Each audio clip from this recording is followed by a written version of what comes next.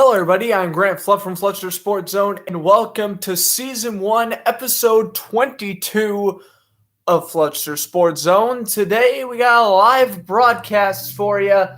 Final week 3 of the preseason. The Jacksonville Jaguars visit AT&T Stadium to take on the Dallas Cowboys. Both teams are winless in the preseason so far, so hopefully one of the two teams can come out with a victory and I guess, win the last preseason game. Be nice to see. Dak Prescott is dressed, but I would assume he does not play. Same thing with Ezekiel Elliott, and the same thing with a lot of these starters for both teams. This is the preseason game where a lot of the youngins and unproven stars are fighting for that final roster spot, so they're going to be getting the playing time over the majority of the starters. Some news including the Jacksonville Jaguars yesterday. They have traded their backup quarterback Gardner Minshew to the Philadelphia Eagles for a 2022 sixth-round pick. A lot of Jaguar fans not happy. One, because Gardner Minshew is a fan favorite, and as a Jaguar fan, I can tell you, yes, Gardner Minshew was one of my favorite players on the team the past couple of years. But also, many Jaguar fans and football fans in general are concerned that they undersold him. And, that is certainly a very interesting take and certainly one you can debate about. But, yeah, in my personal opinion, I do think they undersold him. Sixth-round pick for a backup quarterback, yes. On paper, that sounds like, okay, that's not, the worst deal in the world. But when that backup quarterback is proven that he can be a starter on other teams who are QB needy like the Eagles, if Jalen Hurts struggles to begin the year, you get the whole drift. They undersold him. The Jaguars needed a tight end, something they decided to not address. They could have maybe thrown in a third or fourth round pick to acquire Zach Ertz. They did not. And ultimately, Minshew goes to Philadelphia for essentially a sixth-round pick, which could become a fifth if he plays like 50% in 3 games. We'll have to wait and see about that. What's up, Alex? Thanks for tuning in. And yes, a round of applause for Brooks Orpik, former NHL defenseman, making the Boston College Hall of Fame. I think that was awesome news. Certainly, a player I kind of followed in the NHL a little bit, but great defenseman for Boston College. So I think that's awesome that he's getting in the Hall of Fame. For BC, nowhere near a hockey Hall of Famer, but we got a nostalgia of the week for next Power Skate, which should be on Wednesday. So it looks like we'll be back to schedule, having the show on Wednesday for this upcoming week. But So basically, the Cowboys have coming off quite a few losses. They lost the Hall of Fame game to the Steelers, and then they lost to the Cardinals a couple of weeks ago. And I'm trying to see if the Cowboys were playing last week. I think because I think they play an extra preseason game. I'm pretty sure that's the case anyway. And, of course, they're playing against the Buccaneers in 2 weeks to open up the season at Tampa Bay. Yeah, and then they lost to the Texans last week. So the Cowboys actually played, and the Steelers played extra preseason game than every other team. They played 4.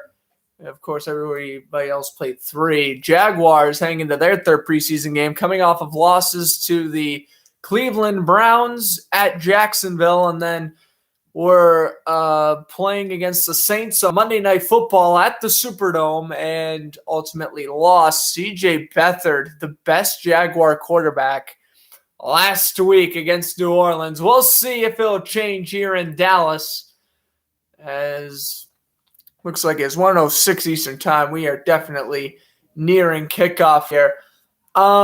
The last time the Jaguars and Cowboys faced, I don't know when the last time they played in the preseason, but in the regular season, it was back in 2018, in which the Cowboys absolutely romped the Jaguars 40-7. It was utter annihilation. I remember watching that game live and heartbroken, to say the least. Ezekiel Elliott had a great game. So did Cole Beasley. That was like Dak Prescott's best game of that year as well. So it's been 3 years since the last time these two teams played, and of course they won't be playing in the regular season until next season, 2022-2023. That's the next time these two teams will be playing in the regular season. All right, we are finally ready for kickoff. The Jaguars in their teal uniforms for the second straight week, and the Cowboys at home, of course, wearing their whites with teal pants. As we are ready to get this game underway here in a semi-packed crowd here at AT&T Stadium, which was the home of Super Bowl 46 between the Patriots and Giants. The more you know. Mike McCarthy heading into his second year as Cowboy head coach. Of course, Urban Meyer transferring over from Ohio State to become the Jaguars head coach in his third preseason game. Josh Lambo to kick off, and we are underway. And, of course, Lambo coming back from his quad injury he suffered last season. Here is the kickoff out to the 20. Nice little juke move to the 30 and brought down at the 32. Nice little return there from Johnny Dixon. And we will see Cooper Rush right out of the gate. Rush in the preseason is 25 for 38, 256 yards, 2 touchdowns to no interceptions. It is a guess who to figure out the backup quarterback role for the Cowboys. It could either go to Cooper Rush or Garrett Gilbert. One thing is for certain is not going to Ben DiNucci unless he has a fantastic game, which I would assume he wouldn't even appear till like the third or fourth quarter anyway. So Dallas begins with a play action, rolling out to the left, dumps it over, and a gain of 1. One was reeled in by the wide receiver, only for a yard though. Nice play action to Sammy Shinko. It'll be second down at 10, so apparently he stepped out of bounds at the line of scrimmage. Take a look at the rest of the Cowboys offense.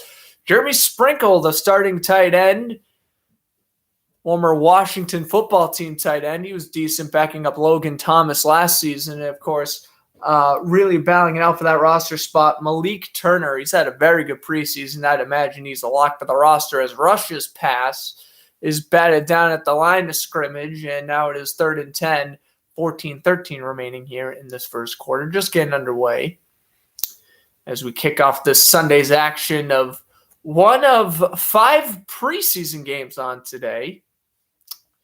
We'll go over the other preseason scores from earlier on the week during the commercial break.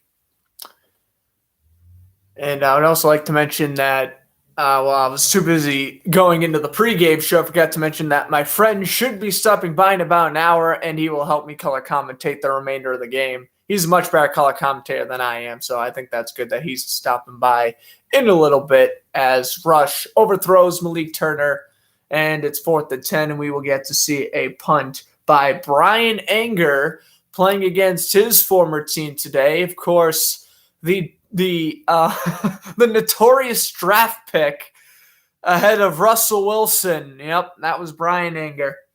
Signed a 1-year deal with the Cowboys after spending the past couple of seasons with the Texans. He spent time with the Buccaneers as well before joining the Cowboys. And this punt is going to land at the 14. Nice little juke and nice little return down the sideline and stepping out of bounds at the 33. Not a bad return at all by Ferron Cooper coming over from the Rams this offseason. Will we see Trevor Lawrence? We will. The number 1 pick in this past year's draft. He will begin the game, and then we will get to see some of C.J. Beathard, who again was the best Jaguar quarterback last week, and maybe some Jake Luton action. We shall see. He's the 6th rank out of Oregon State.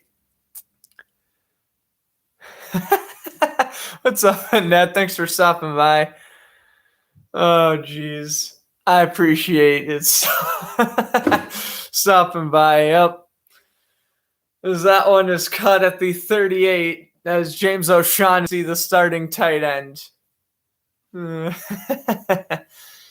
Appreciate everyone stopping by this lovely afternoon. If you are in the United States, lovely good evening out of the country. And we'll be second down and 3 for Trevor Lawrence as, wow, they have James Robinson out there? No way, they do. That's crazy. So they're going to have Robinson play at least the first series. Lawrence's long shot is caught. Wow, what an adjustment. That was Lawrence's best throw of the preseason. A remarkable throw down the right sideline, and it's reeled in. Number 13 making the play there. I'm going to see who that is on my roster. It's Philip Dorsett. Yeah, Philip Dorsett with a remarkable catch coming over from the Seahawks last year, but of course opted out due to COVID-19 protocols. Making the play, first down at the 24, and Lawrence with a handoff to Robinson and a gain of 4 down to the 20.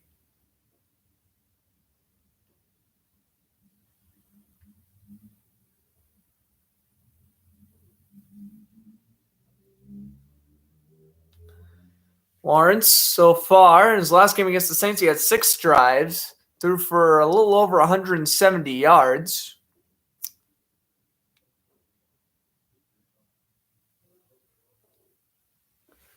And now here's second down and 5 for Trevor Lawrence. Handoff goes up the middle. Robinson gets a yard, and it's third down and 4. So we've already gone by 3 minutes.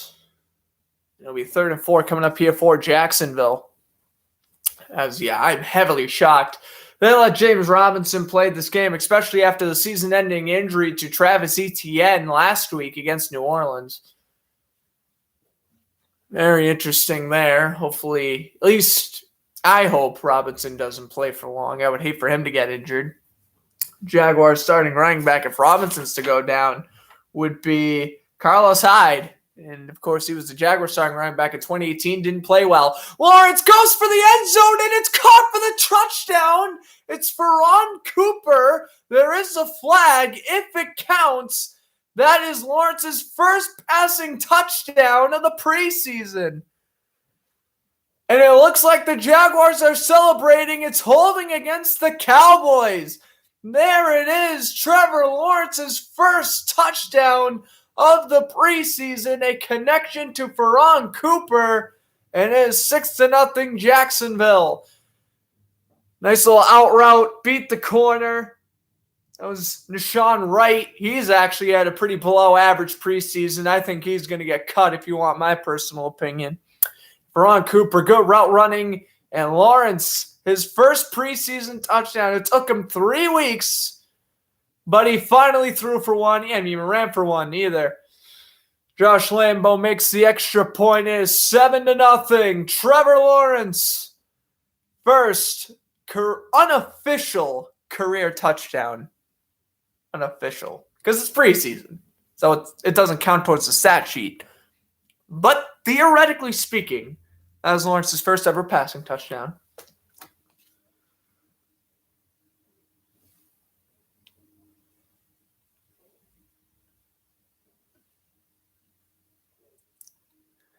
All right. Commercial break.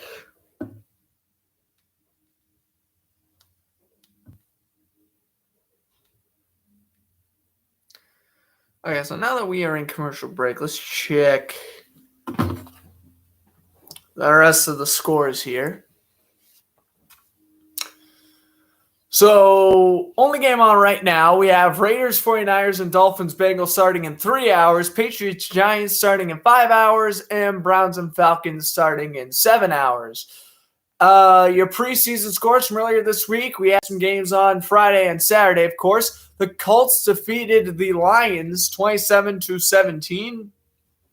The Panthers defeated the Steelers 34-9. The Jets and Eagles tied at 31 after James Morgan threw a touchdown tying Hail Mary at the last second. And of course, preseason, they don't play overtime. They just tie, which I guess makes sense. I wish hockey would do the same thing, but they don't for whatever reason. The Chiefs and the Vikings, 28-25, Kansas City winning that Super Bowl IV rematch. The Bills shut out the Packers, 19-0. Josh Allen with 194 yards passing along with 2 touchdowns. Of course, he's coming off his fresh contract, 6 years over $250 million. You make him bank, that's for sure. Ravens quarterback Tyler Huntley scored 5 total touchdowns, 4 passing, 1 rushing. Ravens win their 20th straight preseason game as they absolutely humiliated Washington 37-3. Justin Fields played well.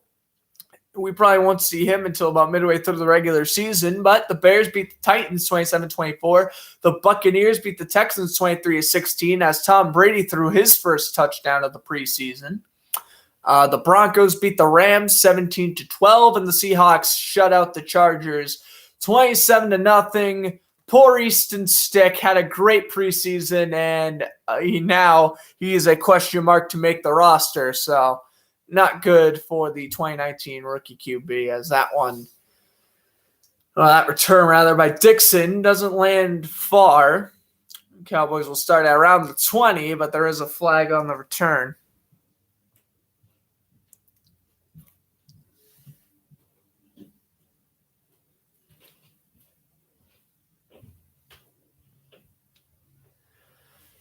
Penalty against Dallas. They will be penalized, and now it looks like they're going to have to start inside their 10.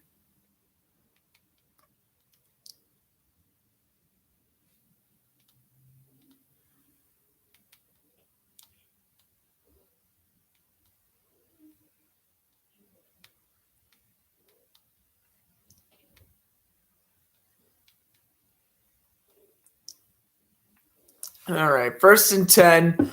Ball placed at the 8. Handoff goes, and a gain of 3.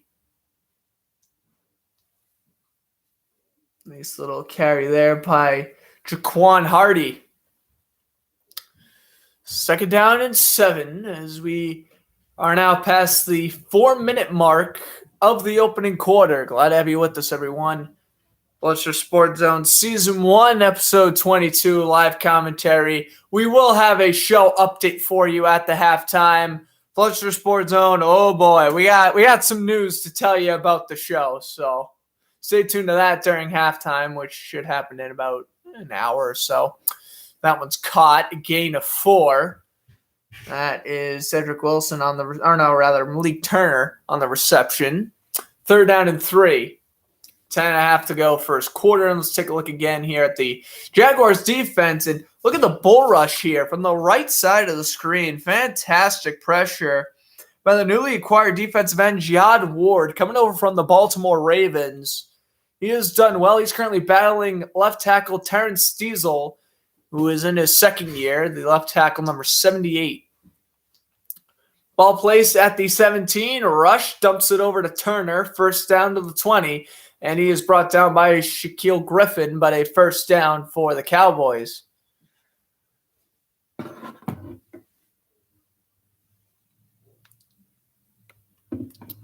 Take a look again here. Rush, good double drop back, dumps it over to Turner to the 21. Griffin with a really nice tackle there, targeting the ankles. Now here is a handoff. And he lost a yard. Hardy kind of got eaten up at the line of scrimmage. Jacksonville, that was their weakest point. That's been their weak point the past 3 seasons, was their run defense. Their pass defense is okay. It's gotten better. Their run defense, though, is still bottom 3 in the league without even a question. And the fact that they haven't really allowed, that many in the preseason, usually in the regular season, they're better pass defense than run defense. But it seems like in this preseason, they've improved their run defense, but now they've gotten significantly worse in their pass defense. So, again, it is just preseason, so we don't really know what to expect yet. So that's a gain of 2 for Hardy, 3rd down and 9, but I don't know. It's interesting.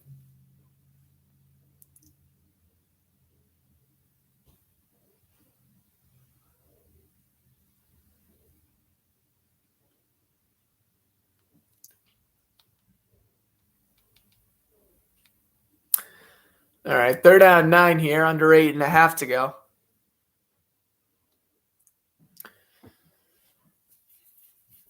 Rush.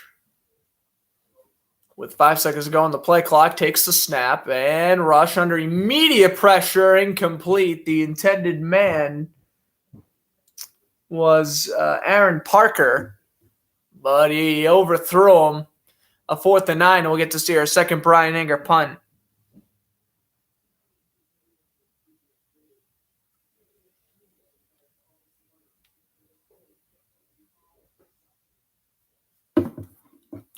Okay. Yeah, the intended man was Parker running down the left sideline. He just kind of got eaten up by Shaquille Griffin. Fair caught. Cooper at the 28. Just under 8 to go.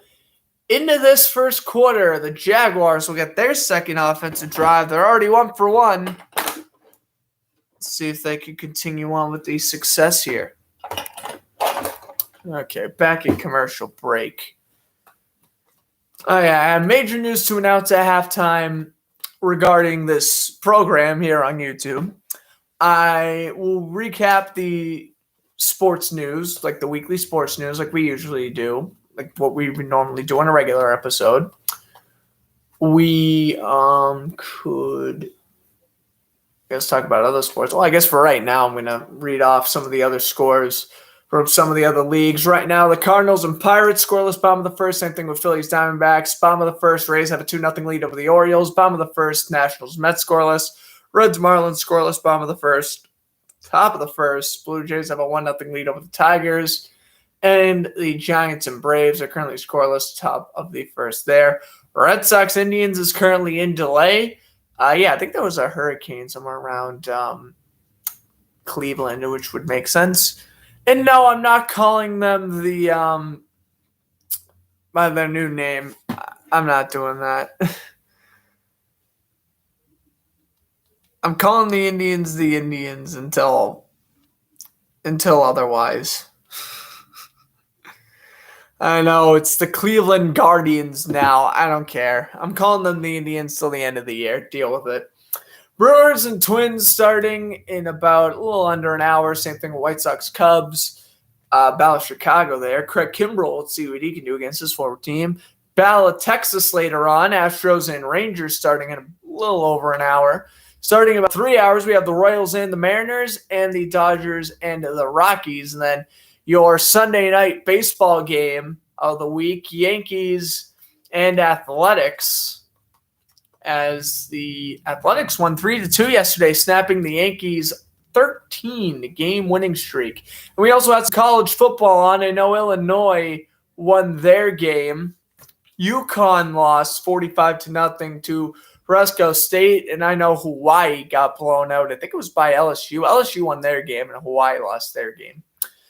And finally, to wrap up some of the soccer scores we've had, Hotspur won 1-0. Bellini and Leeds United tied at 1. Wool lost 1-0 to MUN, and then Napoli has a 1-0 lead over Girona. Back to football, American football. Cooper with a 5-yard catch off the play action from Lawrence.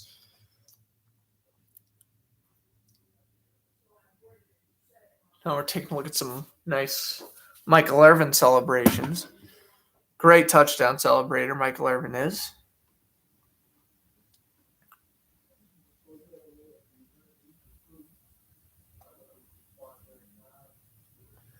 Lawrence, play action to Robinson, and off the play action will complete it to the 47-yard line. James O'Shaughnessy with his second grab.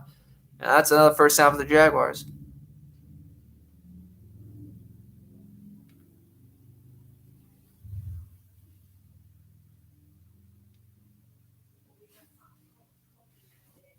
Okay. There's 10 or 7 minutes to go in the first.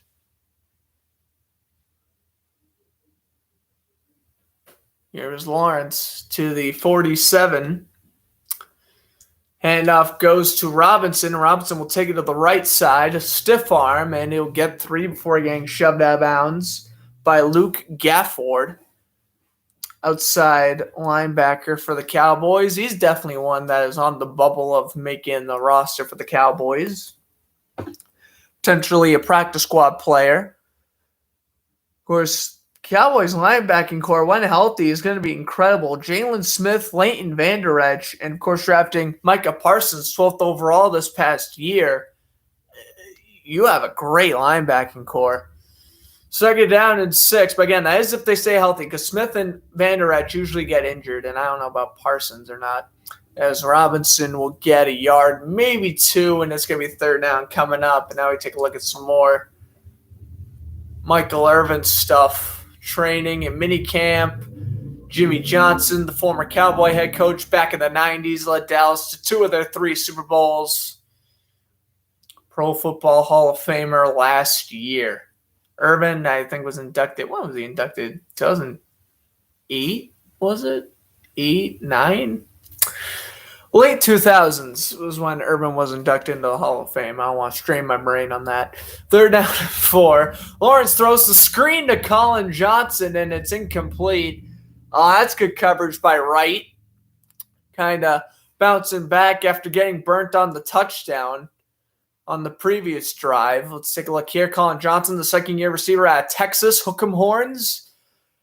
Tried to do a little curl route, but was ultimately batted away. 4th and 4, and we're going to see a punt, and we will see a punt. This is by Logan Cook heading into his third year. It's going to bounce, and it's down at the 2. Oh, what a punt there from Logan Cook. Down at the 2-yard line. Number 55. That is the defensive end, Latrey McCray. Downing it. Wow. That's a good punt. Good punt from Logan Cook. I like that.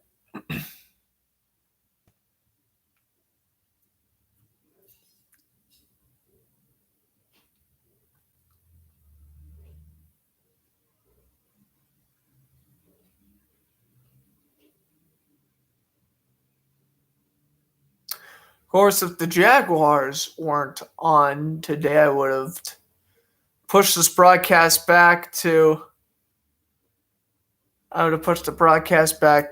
6 o'clock Eastern time for the Patriots-Giants game. But I figured, you know what, the Jaguars were on. I've been busy the past 2 Saturdays. It's time we commentate some Jaguars football. I don't think I'm even going to commentate that many Jaguar regular season games. I will commentate a few. Hopefully I'll be doing the Thursday night game when they play the Bengals. And I'll definitely do a couple of Sunday games, of course. They're my favorite team. I'm going to commentate them. But at the same time, I don't think they're going to be that good. And I definitely would probably prefer to commentate other games than what's on the schedule. So, week 1, I know the Jaguars are playing the Texans. I know that might be one of only 5 times the Jaguars win next year. But at the same time, I really want to know what's going on with Carson Wentz, because if Carson Wentz comes back from his knee injury, I would love to commentate the Colts and Seahawks week 1. If not, then, I don't know, Steelers-Bills, I think, is another week 1 game. I mean, that's one I'd be interested in commentating. Yeah, I mean, I could just be one of those guys who just commentate the Jaguars every week. But why? Chargers football team, that's another very good game. Patriots, Packers, Saints, Browns, Chiefs. There's good games on. I don't know. We'll have to see. There are definitely some good games on. Falcons, Eagles, bad. 49ers, Lions, not really a good game either. 49ers are good, but the Lions are terrible. Vikings, Bengals, bad game. Panthers, Jets. Oh, it's Sam Darnold. I don't care. Bad game. Cardinals, Titans is good. Seahawks, Colts is good. Broncos, Giants is awful. Patriots, Dolphins is good. And pretty much the rest of the games are good. There's only one Monday night game on this year, though, which is kind of crazy, and that's when the Ravens face the Raiders. As we get at a commercial break, roughly 5 minutes to go in this first quarter. Only a gain of 2 on the carry for Hardy.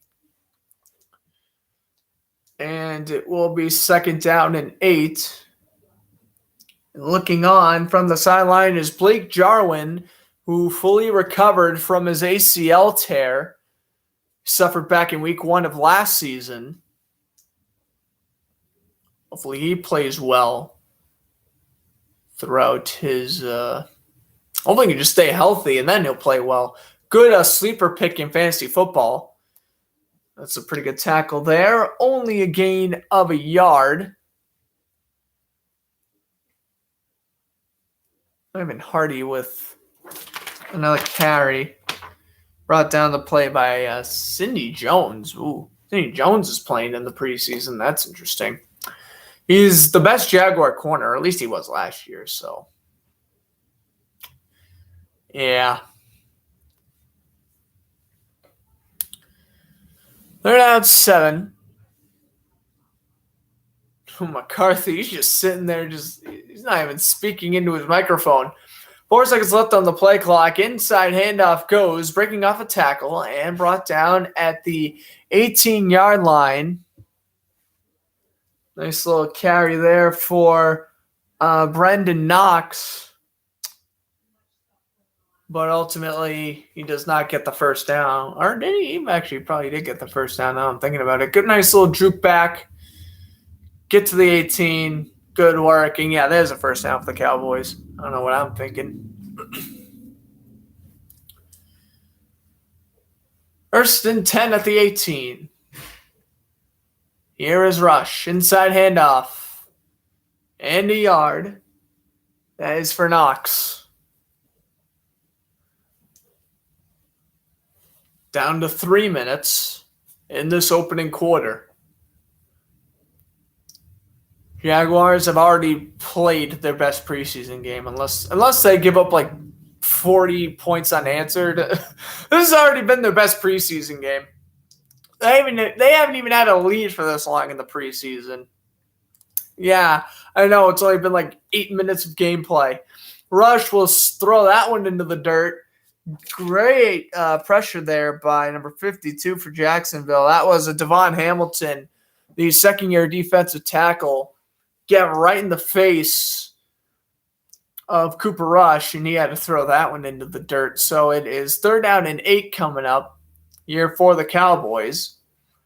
Rush was drafted by the Cowboys in 2019, played, like your average backup quarterback. He had a few snaps his rookie year. Got released, signed by the Giants, was on the Giants practice squad all year last year, got cut. Cowboys got him back, and he hasn't thrown an interception in the preseason yet, which is good, as that 3rd and 8 will not be converted. The pass is caught, number 47 making the reception there. That is the tight end, Nick Eubanks. And he is wrapped up immediately by number 5. That is Rudy Ford, the strong safety. Oh, as a Blake Bortles fan, the Jaguars did it. They finally had – oh, that hurts the heart. They finally have someone wearing number 5. After 3 seasons, they have Rudy Ford, the strong safety they got from the Eagles. He's wearing number 5. Oh, that hurts the heart as a Blake Bortles fan. Ouch.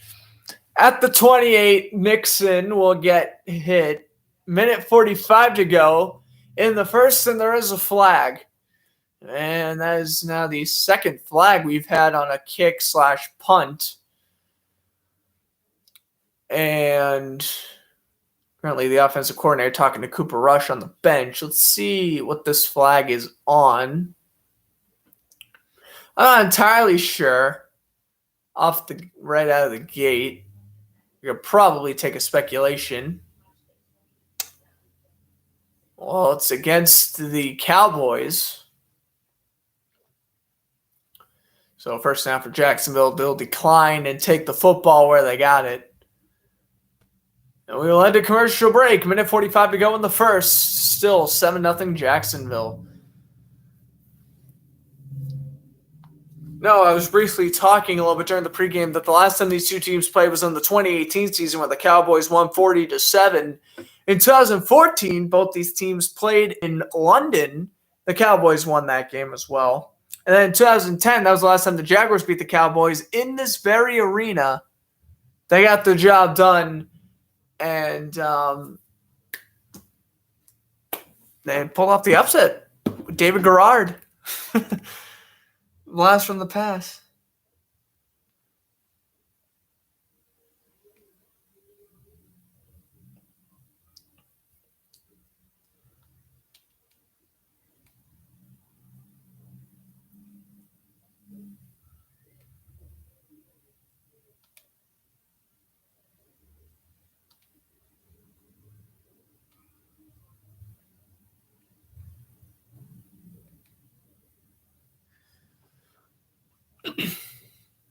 Okay, well, minute 45 to go remaining in this quarter, and yeah. Jaguars playing their most complete game of the preseason so far. And that's astonishing to say considering we've only played 13 minutes and 15 seconds, but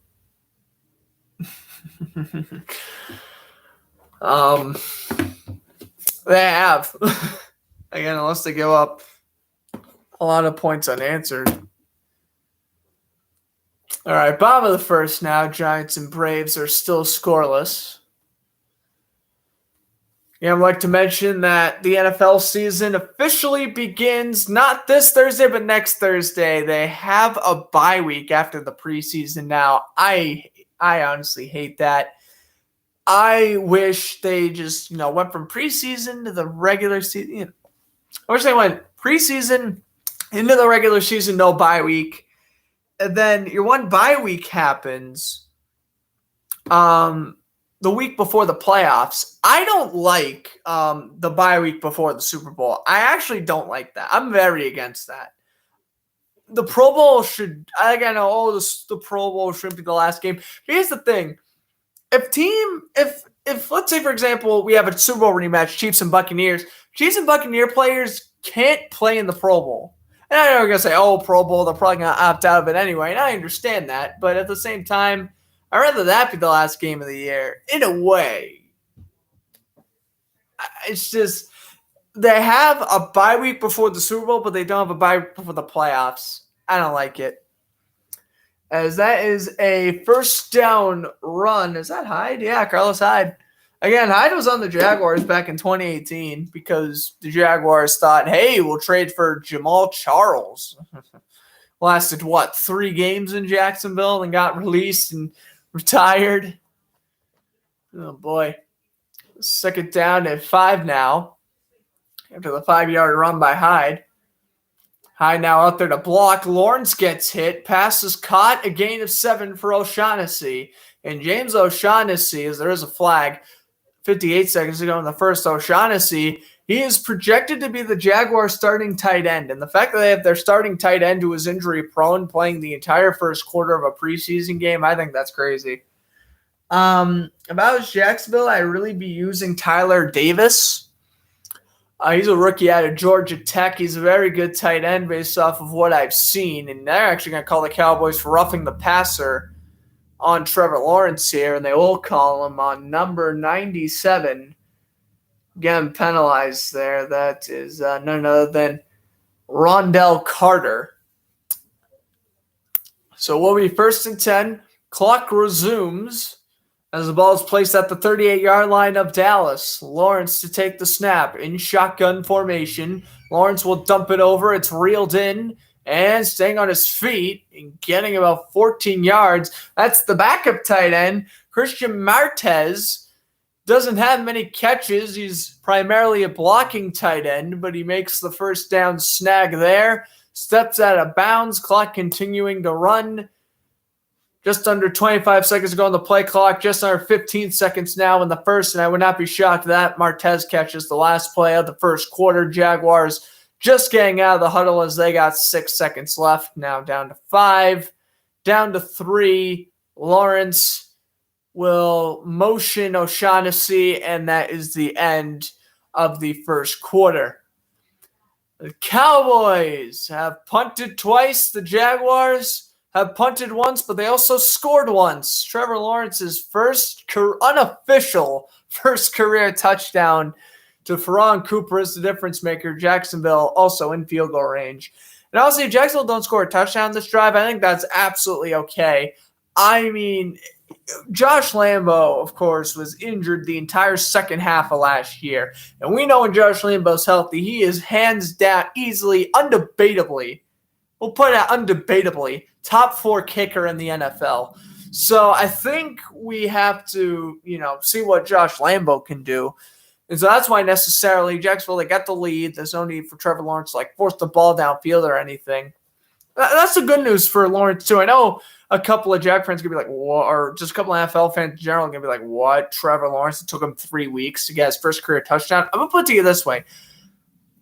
Oh, I so hope I am not walking into an announcer jinx here. But Trevor Lawrence has yet to turn over the football this preseason. He has yet to commit a turnover. At least he threw a touchdown before committing a turnover. There is a positive we can talk about Trevor Lawrence. And again, his first ever NFL game is going to be against the Houston Texans. I think that's another positive we can have with Trevor Lawrence. Obviously, it's one game. You can't base someone after one game, of course, but especially if it's a rookie. But at the same time, if he performs well against the Texans, we could say, okay, that's a good confidence booster, and the Jaguars win that game, or at least he plays well, throws for over 300 yards, 3 touchdowns, stuff like that. If he struggles, and then he struggles a game or two after that, we will start to realize the trend saying, hey, we don't know what the deal is with Trevor Lawrence. Now, obviously, I hate the calling people a bust after 1 year. I was very against calling Josh Rosen a bust until pretty much this offseason. I knew once it got released the other week when he got released by the 49ers, that's when I officially gave up on Josh Rosen. I'm like, your career is over. Pretty much once he signed with the 49ers last year, I came to that realization. But especially this season when he got cut and then got claimed by the Falcons, I was like, no. And I think Tua Tagovailoa, I get his play style is very boring, but oh my God. People who want Tua Tagovailoa traded after playing 10 games, it's ridiculous. You got to let these rookie quarterbacks develop. That's what I'm saying. As Laviska Shenault with the grab, and he will get 15, 16. He's still trucking. He is still trucking all the way down to the 3-yard line. Laviska Shenault, the second-year receiver out of Colorado State. Incredible. Off the bubble screen, he breaks off for 3 tackles.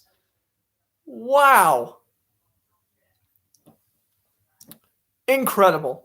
But yeah, just to wrap up my little take on the rookie quarterback thing, if Trevor Lawrence doesn't meet expectations his rookie year, we shouldn't get too hard on him.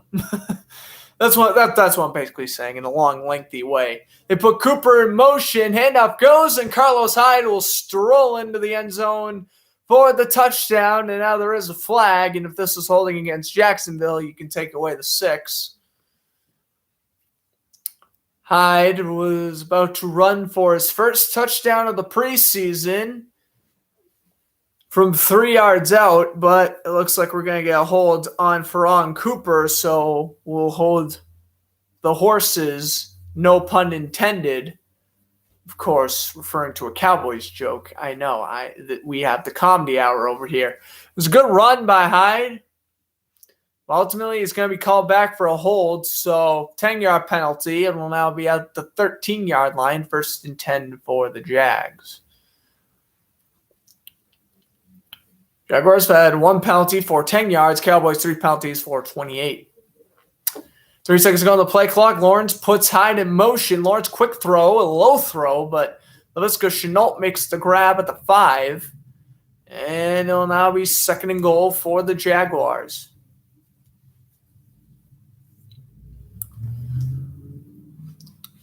Take a look here. Again, on the replay, Lawrence, quick throw. I like that. Take the stance, look to the right, throw. Dangerous throw, I think, in the regular season, but in a preseason game, I think that's how you can kind of, I'll explain this. Make your reads and processes go quicker, I think. Lawrence will step back on 2nd and 5, throws off the back foot to Laviska Shenault, and that is a Jacksonville touchdown. Laviska Shenault. A nice catch there. Again, Lawrence off the back foot has now thrown 2. Let's take a look here again. The replay. Lawrence, his best preseason performance, without even a question. Laviska getting in front of DeAndre Burton. And nice play. Gets both feet in. 13-0 for the boys down in Duval County. Good snap and Lambeau will make the extra point. It is 14-0. The Jaguars have opened up to a 14-0 lead, scoring 2 touchdowns on 3 possessions. Don't go anywhere. 13:27 to go in the first half.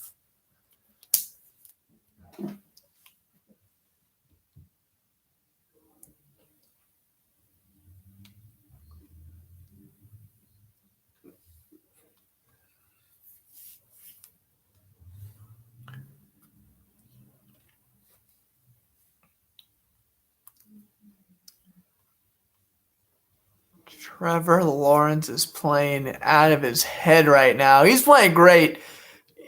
And again, I do know that, it's the Cowboys secondary. Their secondary is not good. Imagine how bad their backups are. I understand. But at the same time, it's baby steps.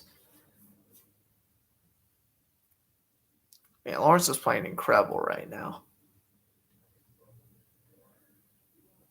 Again, Cowboys defense. I understand. But again, I prefer if he played good in this game, honestly, because think about it this way. This is the last preseason game for the regular season. So you probably, if you wanted Lawrence to really play incredible, this is the game to do it.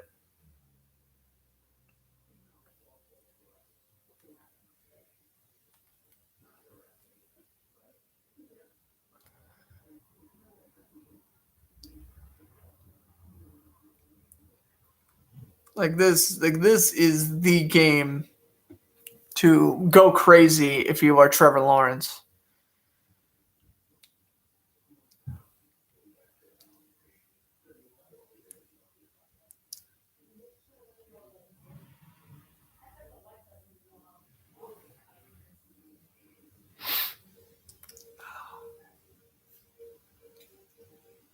All right.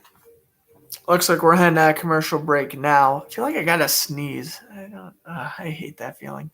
Happened the other night too. I had to sneeze for like 5 minutes and it never came out until now. Oh, geez. But anyway, back to the game. Cowboys offensive line. It's actually been fine, really. I think this is one of Cooper Rush's worst performances. It's actually, the Cowboys offensive line's done its share. As this kickoff, Cook will land, and a return to the 19 by number 16, Reggie Davis. Okay, and so now the Cowboys will go back on offense for the 3rd time in this game.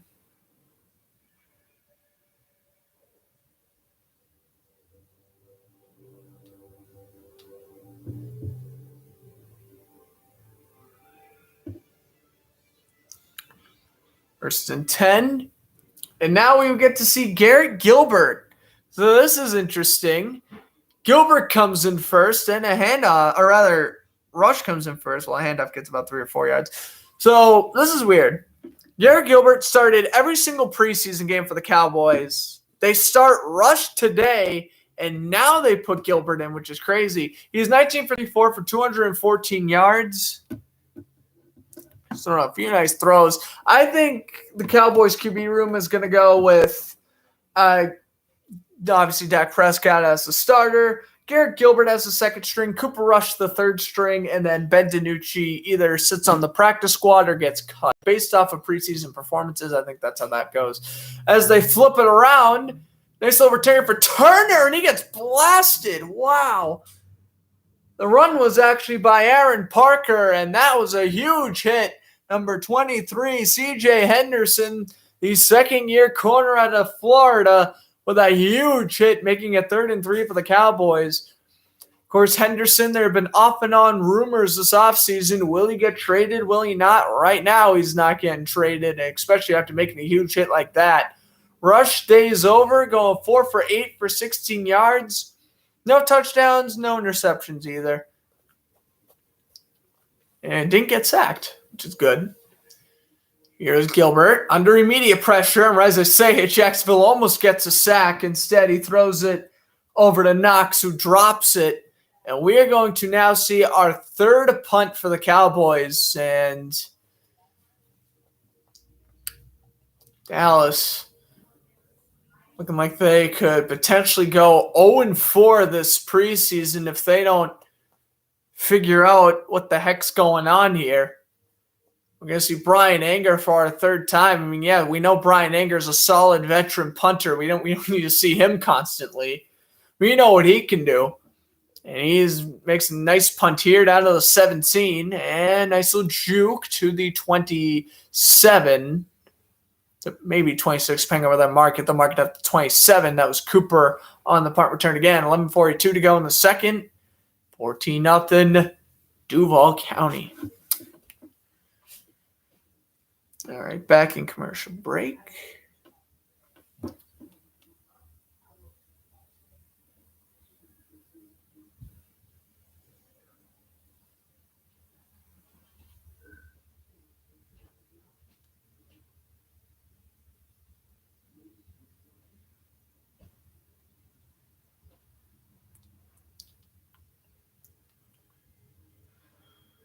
Okay.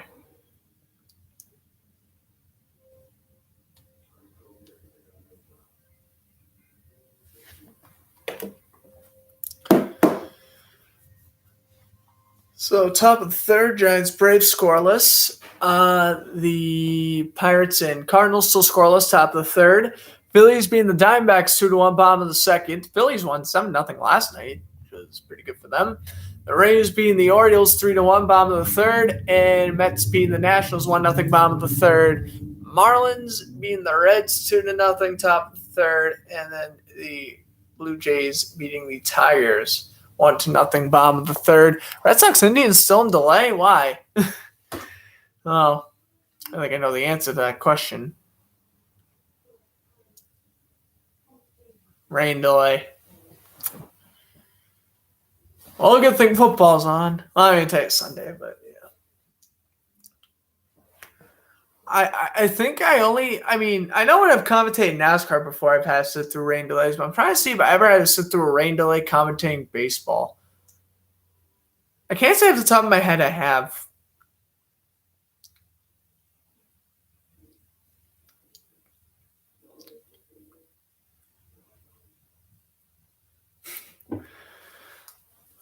Maybe once back in my sportscaster days. I'm really trying to think. Like, I know NASCAR, I sat through a bunch of rain delays in NASCAR before.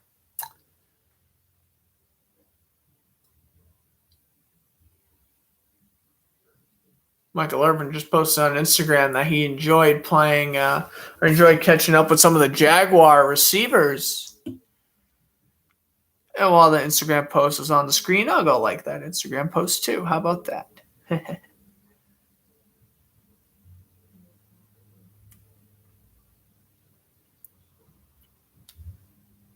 Or that must have been on Twitter, not on Instagram. Well, whatever. 1st and 10. And the handoff goes. And that is a gain of 6 for Dare. I can say his name. I just have to break it down to syllables. It's Ogunbowale. No, wait. It's because it's an E at the end. So it's Ogunbowale. Okay, that's it. He used to play on the Buccaneers. It's more you know. 2nd down and 4. Well, they have C.J. Beathard in the game now. So Lawrence throws 2 touchdowns, and that's the end of that. Now we're into the backups for the Jaguars, literally. No more Lawrence and Robinson, but I was glad to see Lawrence and Robinson, I guess, for a little bit. I was kind of against putting in James Robinson in the beginning, but he had a couple of nice runs, and it's good to have like a balance of what you're actually going to be seeing in 2 weeks. So I like it.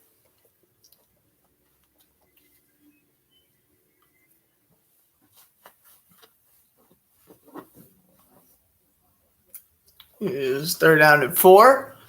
Here is Beathard in an empty backfield. Of course, Beathard, 2017 rookie, coming over from the 49ers this past year. And Beathard throws and a diving catch. That was, he didn't go for the first down, but that was a very nice gain of 3. Josh Hammond showing effort on that catch, able to come back for it and get the 3 yards. Mark it 4th and 2, and we're still going to see a punt. But, hey, still very good regardless. So Logan Cook, punt. And this punt is going to land fair caught at the 20, looks like 2, maybe 23-yard line. I can't really tell from the camera angle. It's fair caught by Davis. 9:35 to go, second quarter. Back to commercial break. This game was, the first quarter kind of flew by. Ever since the second quarter started, games kind of slowed down a little bit momentumly.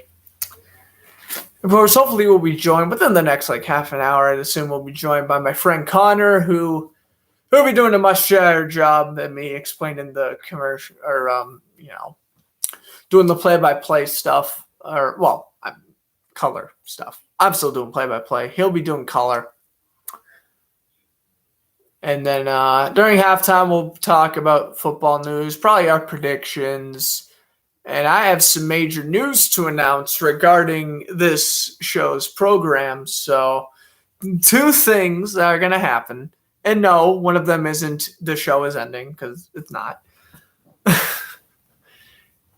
It's not that type of news, but just going to do a little show update for you. So, yeah. But the Cardinals being the Pirates 1-0 bottom of the 3rd, and the Rays now lead the Orioles 3-2 in the bottom of the 3rd. Marlins now being the Reds 2-0 top of the 3rd, and the rest of the score staying the same. Red Sox Indians still in rain delay, and there's still a bunch of MLB games that don't start for another 10 minutes. Well, 2 to be exact.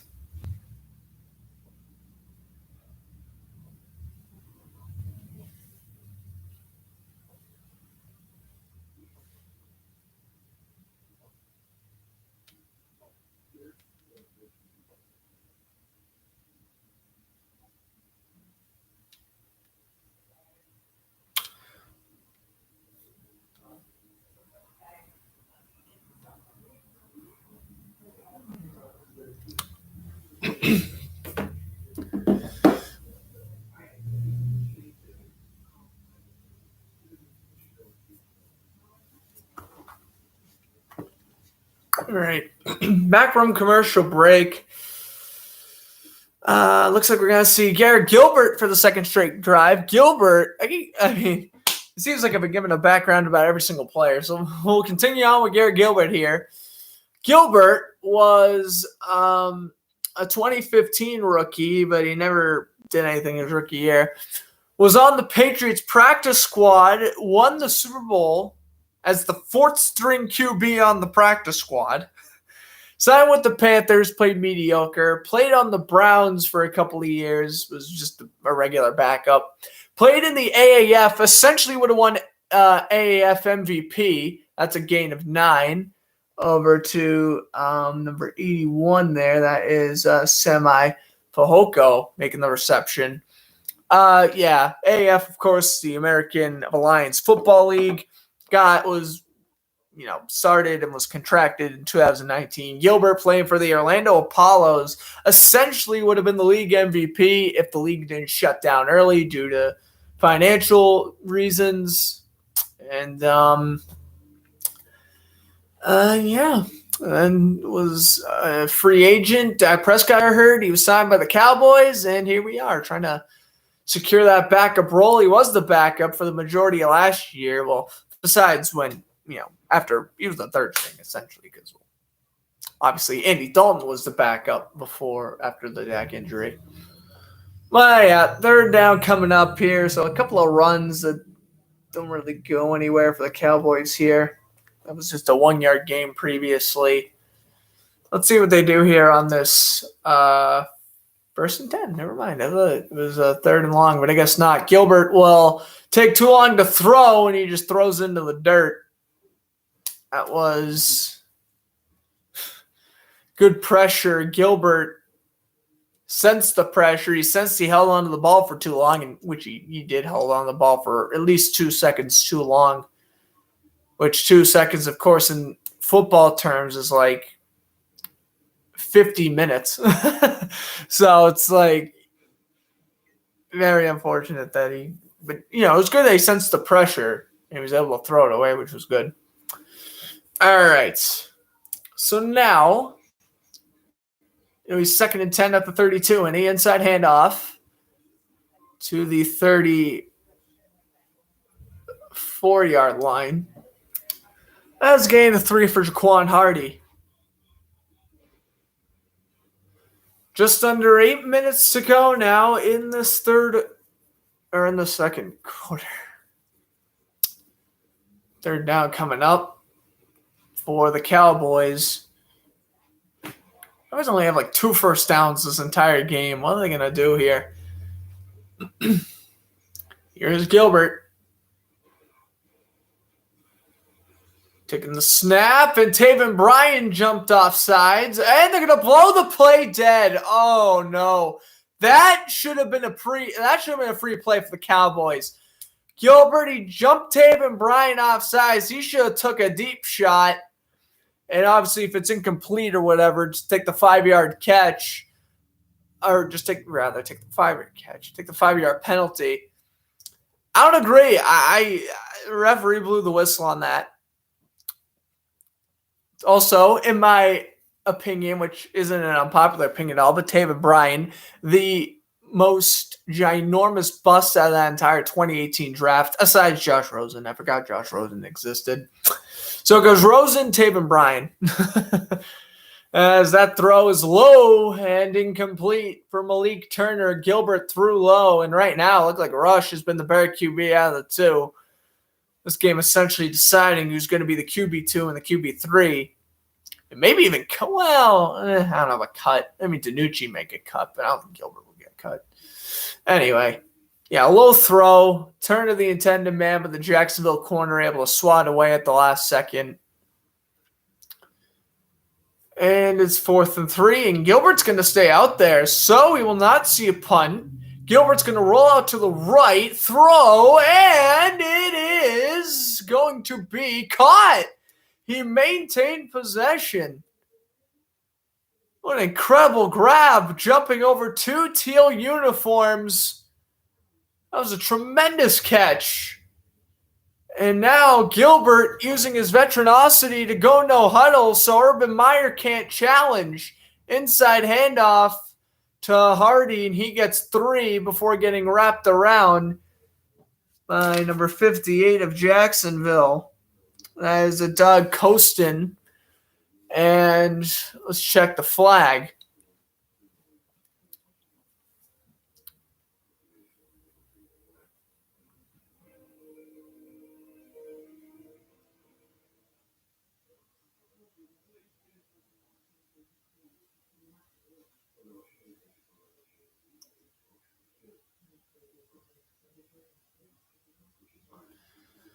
Referee is currently gathering over what the deal is here.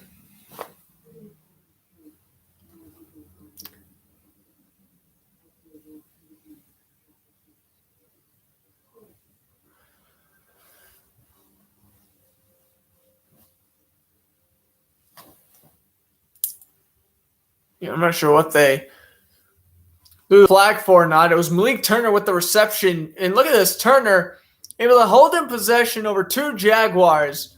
One being Andrew Wingard, who he is one of the worst free safeties in the league, in my opinion. And then the other corner he beat was number 27, Chris Claybrooks, who, other than being a return man, is pretty useless as well. I think those are two cut candidates, Chris Claybrooks and Andrew Wingard. That's another catch, a gain of 14, and this one goes to number 47. That is Eubanks for his second reception. And even Dak Prescott on the sideline after that Turner catch was saying Turner was in bounds.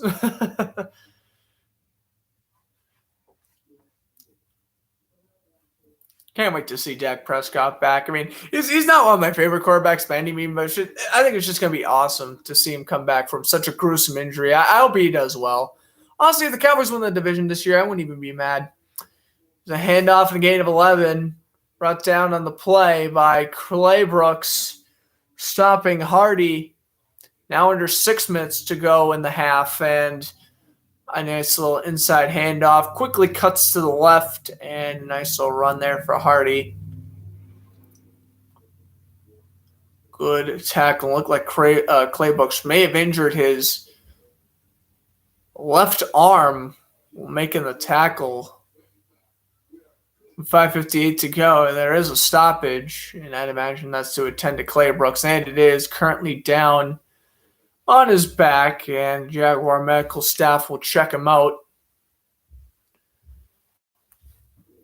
See, I do think if Chris Claybrooks does get on long-term injured reserve, I do think he will get released. I know he's only a second-year corner, I understand that, but very underwhelming rookie year on a team with not a lot of good cornerbacks, and he hasn't really surprised me that much during the preseason either. I think he's been average to below average, and I think this injury could lead to a potential cut.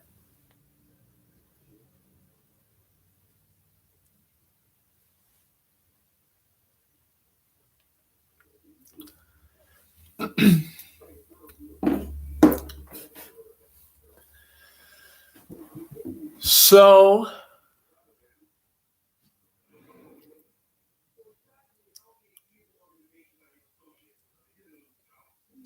we have a female referee in this game.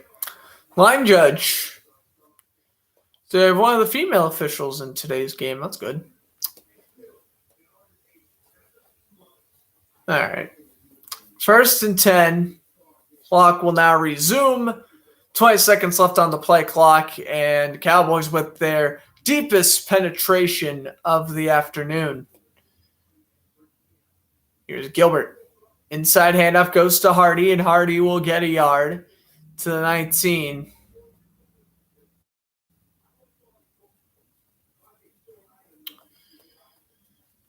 Ezekiel Elliott.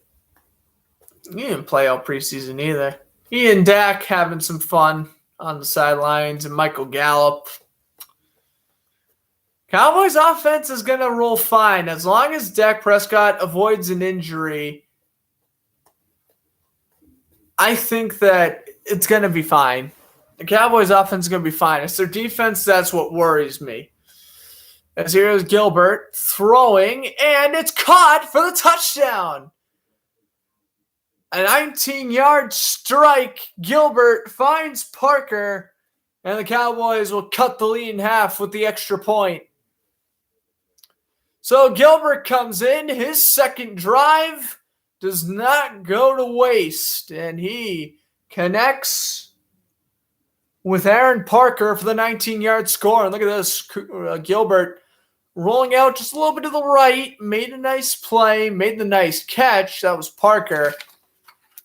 And just able to outrun Cindy Jones for the touchdown. And Cindy Jones, of course, re-signed by the Jaguars after originally being let go. He was one of the better corners on Jacksonville last season, but again, burnt on that play there, making it 14-7 after the made field goal by Greg Zuerlein. 4:54 to go in the second. I mean, it's really good to see Greg Zuerlein back. Of course, he was on the PUP list, but the last Cowboy kicker was Hunter Niswander. He was the Cowboys kicker in the in the Hall of Fame game against the Steelers, and he missed every single kick. I'm pretty sure he missed every single kick. He was even missing extra points. That's how bad he was. Cowboys scoring drive, 10 plays, 80 yards, 648 off the clock, rather. 468. 468. Over 5 minutes. No.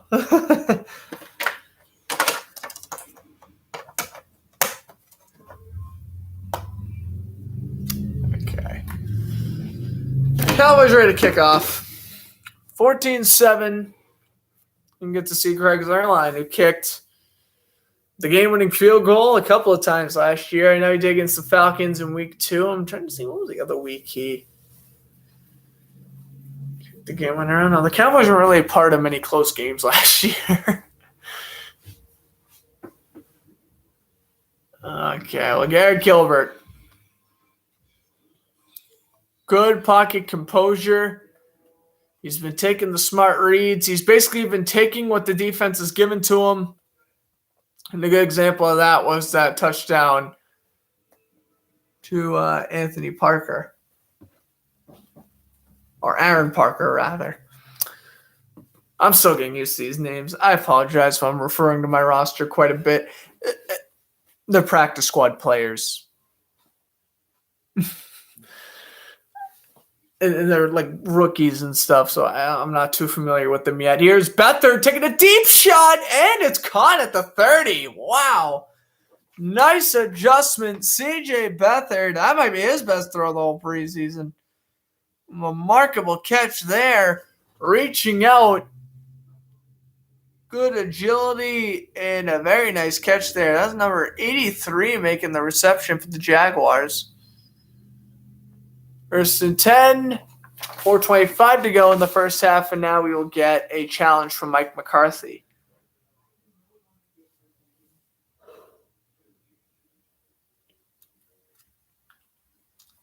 '83 is not on my roster. Are you kidding me?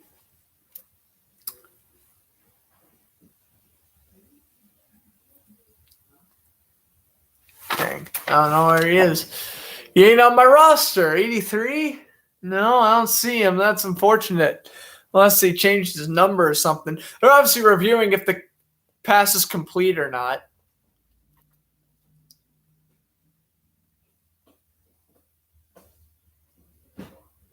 The Tavon Austin? No, he's 34.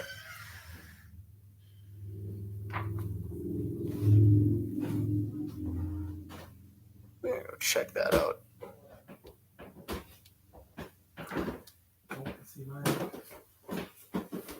Well, yeah, it looked like it was a good adjustment. Great grab. Oh, it's by Vincent Smith. Yeah, he was signed 2 days ago. Vincent Smith. Yeah, that's 83. Yeah, Jaguars signed him 2 days ago, along with an offensive lineman. Man, nice adjustment catch. I mean, I think this is going to count. Mike McCarthy using the first challenge of the game. Of course, both teams have 2 challenges a game. If they get both challenges right, they get a third extra challenge. That was CJ Beathard's best throw. A catch or not, that was the most impressed I've seen CJ Beathard throw the football this preseason. And it's going to count as a catch. So the Cowboys, of course, lose the timeout after they lose the challenge. Yeah, I thought I didn't see this being overturned. He had full control of the football. I think it bobbled, but as long as the ball never touched the ground, it's going to be a completion. And it seemed like that was the case there. And just another mishap on Nashawn Wright. Having an awful game, allowing a touchdown, allowing a pass. It looked like that had to be at least 35 yards, if not longer. Roughly 40, actually. And now Beathard up the back foot, taking an end zone shot. What an adjustment for the touchdown. What an adjustment. That is Ben Ellefson. And Beathard is on a roll. Third touchdown pass of the afternoon for the Jaguars. C.J. Beathard, ice in his veins out here. This is incredible. Touchdown's going to go for 30. Beathard steps up in the pocket, kind of just chucks it up off the back foot. What an adjustment by the third-string tight end, Ellefson. Well, being held by Burton, still able to make the adjustment and make the grab. Wow. Oh, it's number 88. Oh, I thought that was 86. If that's 88, then that is Cotton with the touchdown. It's Cotton. It's 88, not 86. So, regardless, incredible adjustment. That's going to get you at least a practice squad. That's going to get you at least a practice squad spot. And now we're back to reviewing. To my knowledge, this is just a booth review. Mike McCarthy is not challenging. Nothing is official yet, but if it's a catch, then he's just down at the 1. But it looks to me this is going to be a touchdown. I mean, if they didn't overturn the Smith catch, there's no way they're overturning this, essentially.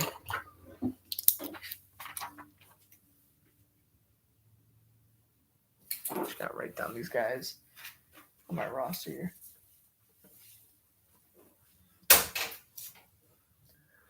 '83 was. Okay. Yeah, that was a nice touchdown there from Cotton Jr. Able to make a nice adjustment. So, Ben Ellefson, here's who I thought originally caught the touchdown. I don't know what's up with him. So, God, that was a great adjustment. Was he down? He was down. Yeah, he was touched, but the ball already crossed the plane. So this should be a touchdown for the Jaguars. If they overturn it, I'm going to be mad.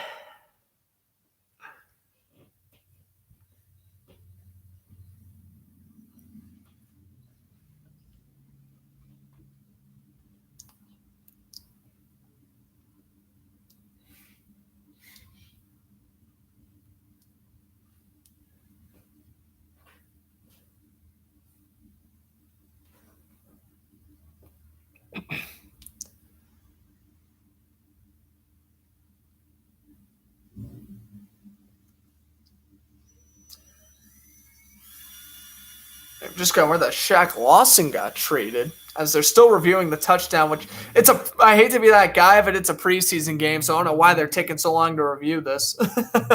Someone had to say it. It's a touchdown. There's no way it's not. Oh, are they calling it incomplete? What a horrible call. Wow. They dump it over. It's a gain of 3. Whoa. What? No. How is it incomplete? How?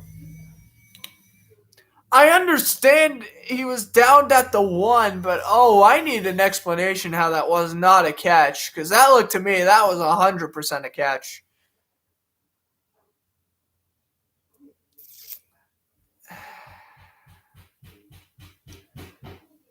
Lost for words, to say the least.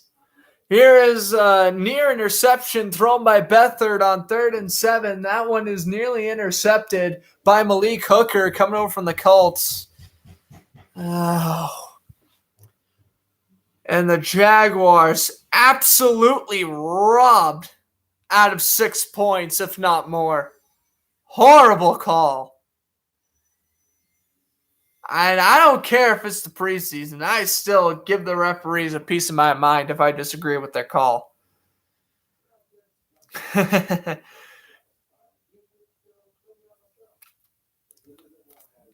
All right. Josh Lambo, though, 4th and 7, makes the field goal. So, okay. 17-7. Jacksonville still gets points on the board. But they could add 7, not 3. Very frustrating if you're a Jaguar fan. Preseason or not, that's still very frustrating.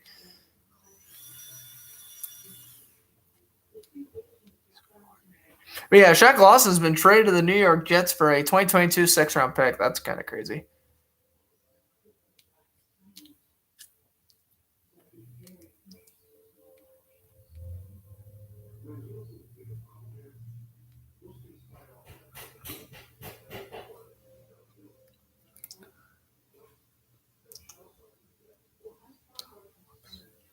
So Lambeau ready to kick off. So we didn't go to commercial break, which that's very surprising.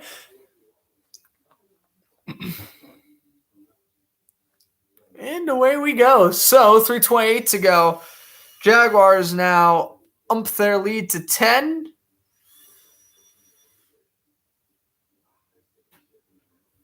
And the return by Dixon.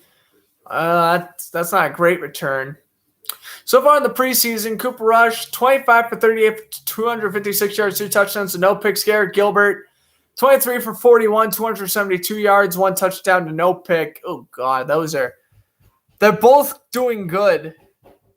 And they're both going to make the roster, so it's just about who's going to be the starter, who's going to be the third. Garrett Gilbert has more experience, so I would assume you actually just choose Gilbert as a backup if the stats are that similar. Oh, that's also not to mention Gilbert's going to be on this drive right here, so Gilbert can really blow away in the stat sheet with a good drive here.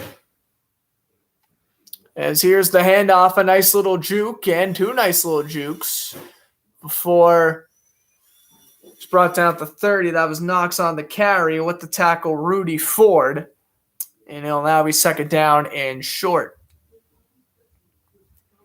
Yeah, the Texans undersell Shaq Lawson. That's interesting.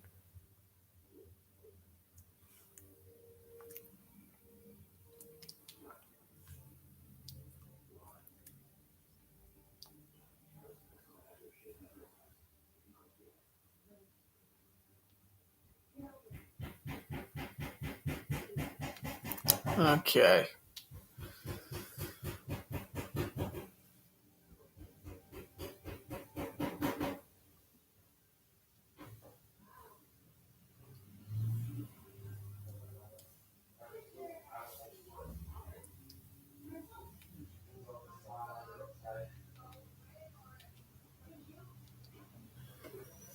.2:15 to go. Here's Gilbert taking the snap, and he'll throw the screen. Going down to the 39 is Knox. So Cowboys slowly but surely working down the field as we hit the 2-minute warning.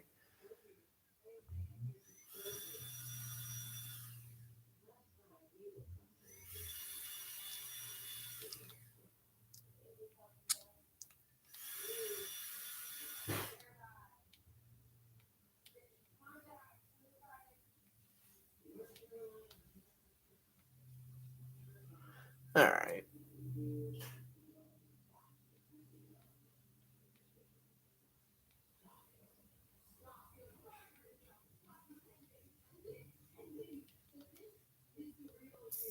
Okay.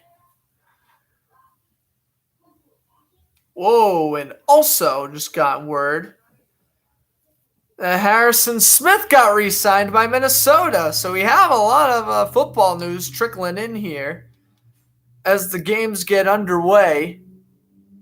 Harrison Smith is re-signed, so that's huge, of course. It's going to make him the second highest paid safety behind Jamal Adams.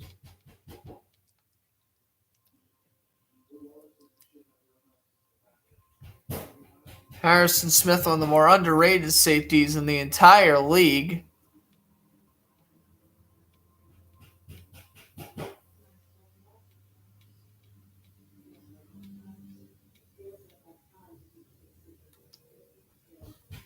And I think it was 4 years, 64 mil. I'm just getting the Instagram post up. So let's go. We got some stuff to talk about during the halftime, which is good.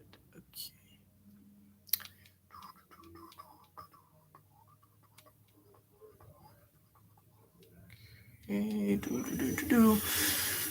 Gotta make that post. What the heck? Where's my usual Viking format? Here it is.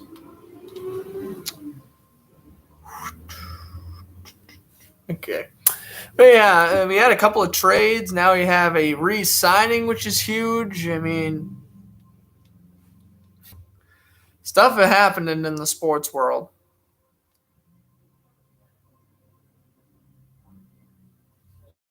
That we can't deny. Stuff has happening in the sports world.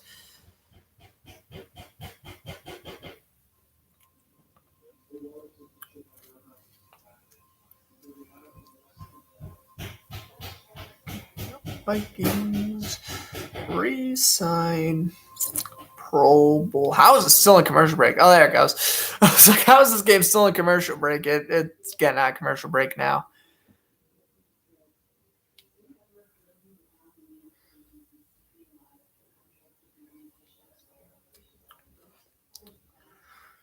Okay, 2A. 64 mil deal. 64 mil deal for Harrison Smith. I think that's very interesting. At first glance, I don't know what I think. As Gilbert's pass is incomplete, 3rd and 4 coming up. He's a great player. He is like a top 5 safety in the league. Which is great, obviously, but he is 32. So he hasn't really been that productive since about 2019. So I don't know. It could be better. It could be worse. Not the worst contract in the world, but not the best. 3rd and 4 for Gilbert. He's going to throw an incompletion. The pass out of bounds, and it's 4th and 4. And it looks like Gilbert's going to keep the offense on the field, and I certainly don't blame him for wanting to do so.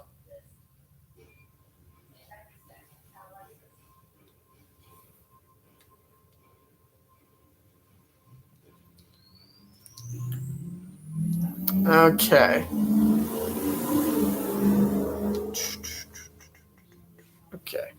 Here's it looked like they were going to keep Gilbert on. They don't, so they'll punt with anger. And now here's a fair catch at the 19 by Cooper. So we get to see a 2-minute drive by C.J. Beathard.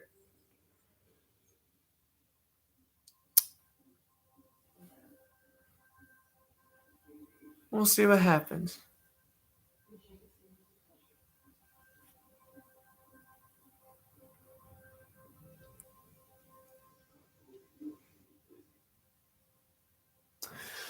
So Cowboys.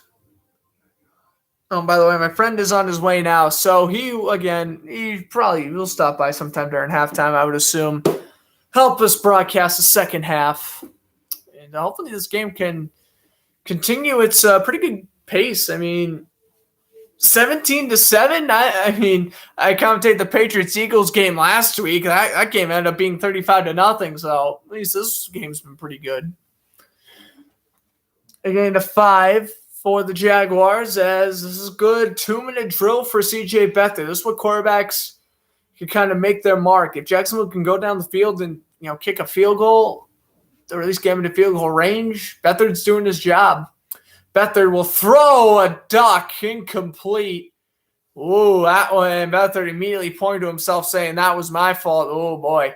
That was definitely not a good one. One of his worst throws of the entire preseason, definitely of the game.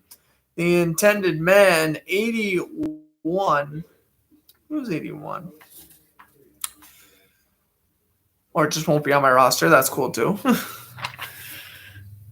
But, that was a pretty below-average pass by C.J. Beathard.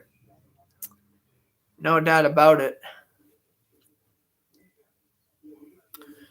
3rd down and 5. Beathard throwing and an adjustment. And it's reeled in at the 40. It is Cotton on the catch. They aren't going to take that one away from him. And that is a first down for the Jaguars. Press coverage by Burton wasn't enough for him. And now Beathard in shotgun takes the snap, throws down the middle. It was tipped, still caught. And he's hit hard. Jaguars still have all 3 timeouts left. Cowboys have 2 thanks to a lost challenge by McCarthy. And I think Jacksonville uses their first timeout here. Or that pass incomplete. No way. Jaguars currently have 246 total yards compared to the Cowboys 136. That's incomplete. Well, I'm missing something here. 2nd and 10. I apologize. I thought he made the catch last play. Here is Beathard. Under pressure. Throwing in. It's picked. Not a good throw. He was under pressure. He tried to get rid of it. And it is Muhammad coming away with it. Israel Muhammad with the interception, and the Cowboys. Now they have a minute one to go down the field to try and make this one possession game. Let's take a look again here on the replay. Beathard just under immediate duress. Beathard tries to step up in the pocket. He is hit the second he tries to throw. That is just fantastic concentration by Darnell Carter to just hit Beathard, make the ball go forward, and obviously make a dangerous passing situation. Obviously an interception. Beathard had to put that ball away and just take the sack in a case like that. Here is Gilbert throwing over to the right. Reeled in and a first down for Parker, the Cowboy who caught the touchdown. Dallas has 2 timeouts. Jacksonville still has all 3, but I wouldn't really see why Jacksonville will use a timeout unless an injury happens. Down to the final 45 seconds. Here's Gilbert, low snap. Picks up the pressure. He's going to dump it out of bounds. 10-man was Eubanks. 2nd and 10 coming up.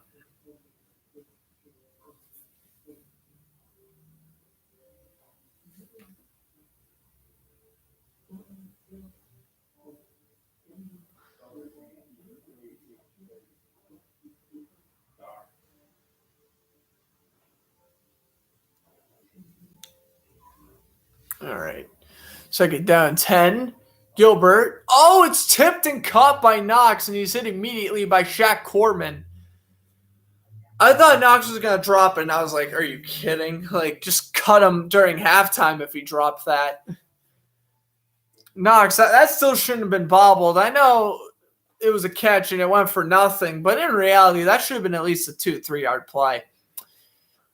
Even though it was a catch, those are the plays teams look at, and they notice, well, maybe you're a cut candidate.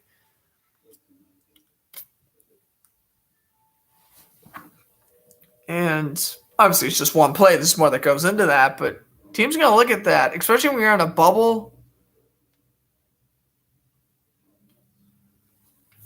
Especially when you're like a bubble player. Yeah, not good.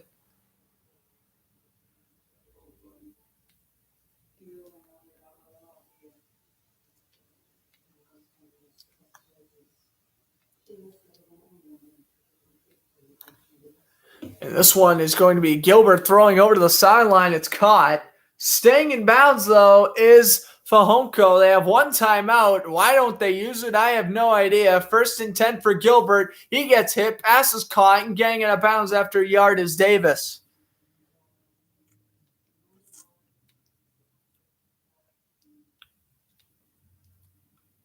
I mean, I don't know what this clock management is by either Mike McCarthy or Garrett Gilbert. I can't tell which one it is.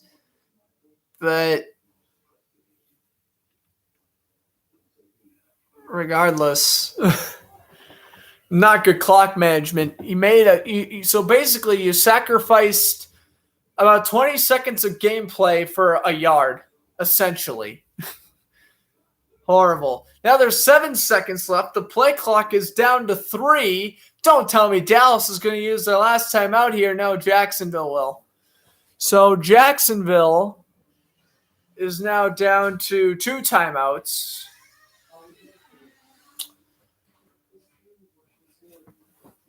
And now 7 seconds remaining. Boys need about a first down to get into Greg Zuerlein field goal range. Here he is. Color commentator in the house. What's Hello. up, Connor? Thanks for stopping by. Sorry I'm late. No problem. Oh, Jacksonville's winning a game. Yeah, they're winning a game. This is how you know it's the preseason. Well, Dallas might be bad in the regular season. That is Garrett true. Gilbert! Yeah, well, quarterback. Yep, like I mentioned before, AAF frontrunner MVP before the season shut down. So sad.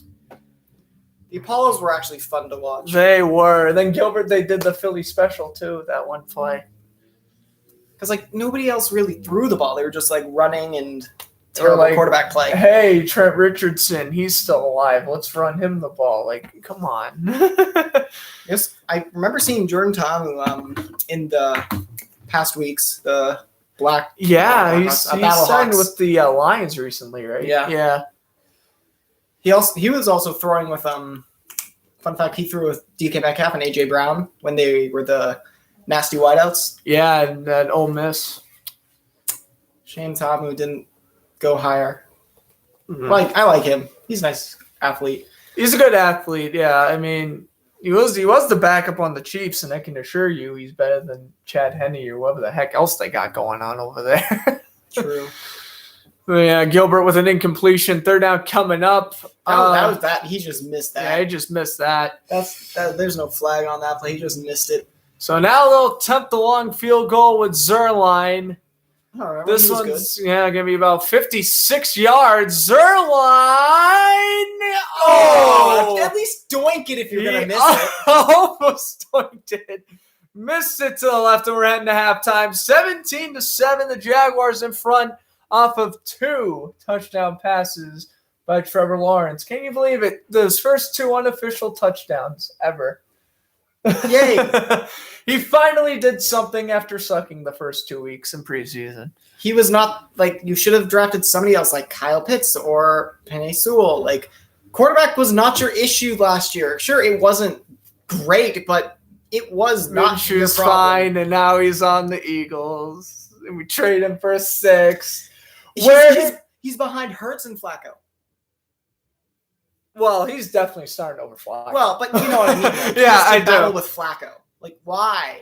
Dude, well, Minshew should beat that out. I mean, come on. Yeah, Lawrence, 11 for 12 for $139 for 2 touchdowns in the first half. Didn't run the ball this time around. We got to see James Robinson on the first drive, though. 3 rushes for 10 yards for him. James Robinson breaking 100 top players. If Yeah. anybody cares about that. Yeah, he literally finished at the 100, the only Jaguar to make it on there, unsurprisingly. Yeah. Well, he was their best player. He was the best player by quite a lot. I mean, Miles Jack, you can make an argument. But he didn't have the. But he didn't have he wasn't 2019, 2020 Jack. He was mid Jack. It's 2016. Looking at these highlights, it looks like they've been doing a bunch of the stuff that the Rams did: play action, bootlegs, and then the Yankee concept with the flat check down underneath. Right. If any of you do not know what a Yankee concept is, you have a go route on the side away from the bootleg. So if you're bootlegging right, the left side has a go route as well as a deep crosser. And then the Rams, for Jared Goff, added a little check down in the flat, mainly from the tight end or the running back. And this is why we're good we have him here, because I would have never been able to explain that. So. And that was basically their entire – that Yankee concepts are actually very common because they're great at exploiting certain defenses. Right. And when they had Todd Gurley to sell at the run, they could get those deep crosses behind the linebacker. And that's what made Goff so good. That and Sean McVay speaking into his ear until the snap. Yeah, well, I mean, I got to tell you what, though. I mean, I don't know how the Lions are going to do with Jared Goff, but I'm saying this right now. If the Rams don't win at least 11 games with Matthew Stafford now, I don't know what's wrong with them. And that's an 11-6. So that's 11-6. They should, in reality, be winning 12, 13 games. Yeah, with that defense and now a balanced quarterback, the 2 best defensive players in the game, mind you. Yep, obviously Donald and Ramsey. It would have been better if they didn't lose some of their secondary guys to the Browns. The Browns, Josh Hill and Josh Johnson. I think they both went to Cleveland. Yep. Wow. I saw it and I was like, wow, Cleveland's just taking from one of the best defenses. Huh. I mean, might as well steal from the Rams. What's up with the Jaguars and good hair? They had T-Law and then Minshew with the stash. And his hair is not that bad. Hair wasn't bad. Hair's not bad at all. God. Okay, it's a shame that it's not the Washington Wildflowers. But what out of the names that they have, they say that they narrowed it down to 3 and showed us 10 one of which including is the Washington football team. Which one would you pick? Yeah, I saw that. I don't remember all the options off the top of my head, but when I saw the football team, I was like, Why? oh, it better not stick. No. There was this one that the clickbait sports people said, and it was actually really good. It was actually really good idea. What was it? It was the Washington. Oh, and the most while we're talking about Washington, the most unsurprising news has occurred. Ryan Fitzpatrick is starting over Taylor Heineke. No one is surprised. Though, just like Heineke did play well. Oh yeah, that is against true. the Buccaneers. Imagine if he won that game. Different story. Aaron Rodgers wins NFL MVP and Super Bowl MVP. Mahomes isn't beating the Packers. What are you talking about? Washington goes all the way. No. What are you talking about? They will beat Drew Brees because their defense is a lot like Tampa's. Really good pass rush. They beat Drew Brees because that's how Drew Brees failed. He pass rush in his face. And I'm trying to find the team names. Can't find them anywhere. It's kind of low down. Nope. Okay, well, it's probably not on this account. Oh, I like the little thing where it was Ryan Fitzpatrick joining the team. It's hello, my name is Ryan Fitzpatrick. I played for 9 NFL teams and I graduated from Harvard. Kindergarten introductions. That was funny. Yeah. Where are they? Hold up. No idea. I will Google it. Maybe Google has better options. But I just don't keep the football team. Maybe they'll do it just for the memes. But if they're not going to keep it because then they're going to have people buy new jerseys like they did with the football team. Trying to think. So the Wildflowers wasn't one of them. So Shame. Washington Wildflowers. Yeah. All right. We got the Armada, Presidents, Brigade, Red Hogs, Commanders, Red Wolves, Defenders, and the football team. I guarantee you it's going to be Defenders. Let's see. We could have done Revolution. That's the New England hockey soccer team. Sorry, my brain is fried. Which are, fun fact, the best in the MLS so far. Let's go Reds. Oh yeah, 15 they won their wins, 4 draws, 3 losses. Last I checked. By far the best. They have 49 points or goals, whatever. The Red Tails. Let's see. What's another good Washington thing? How about the Washington? Why not the Washington Monuments? And because that sounds like Oh wait, we already have senators with the Washington but that's George Washingtons. But that's a different senator. Could we do senators? I guess. Ottawa. Wait, do we have a president's team? Wait, no, that's one of the options. Never mind. Not presidents. Generals, Armada. Wait, Armada. That's from the AAF. The San Diego. No, that was Fleet. San Diego Fleet.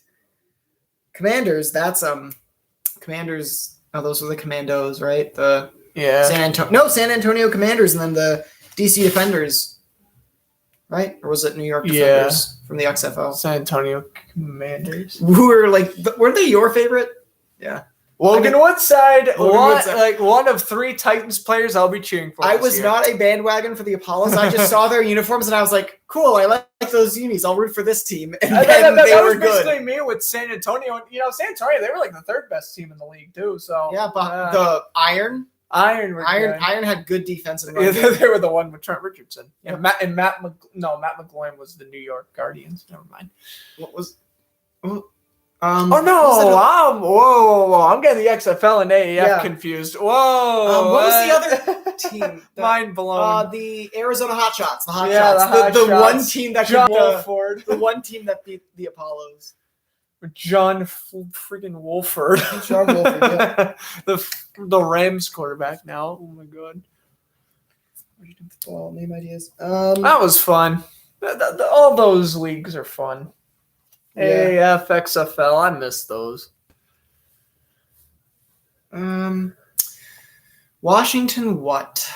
What would you want them to be? Just pick a name. Doesn't even have to be from the list. From the list, Defenders. In general, I would probably say... Why not? Something from Washington.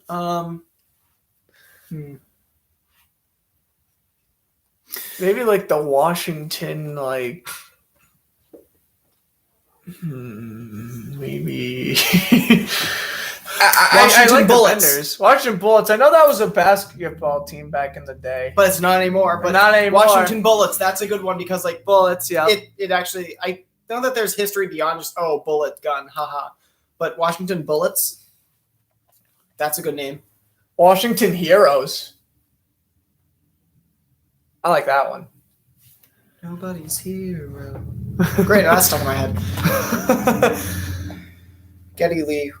What a bassist. What a lead singer. It's a shame that Neil Peart died in 2015, I want to say. Or is that when they stopped? I don't know. Rest in peace, Neil Peart. Wow, these are long commercials. Jesus. Well, halftime. We'll do that to you. Isn't it only like 5 minutes though? Or 12 minutes? How long is halftime? 15. Pats Giants. Oh my god. No, I always love those games because they're always close. Always. Patriots Giants. Tom Brady versus the Giants is always close, and then Patriots Giants is just why? Why are they always so close? Why?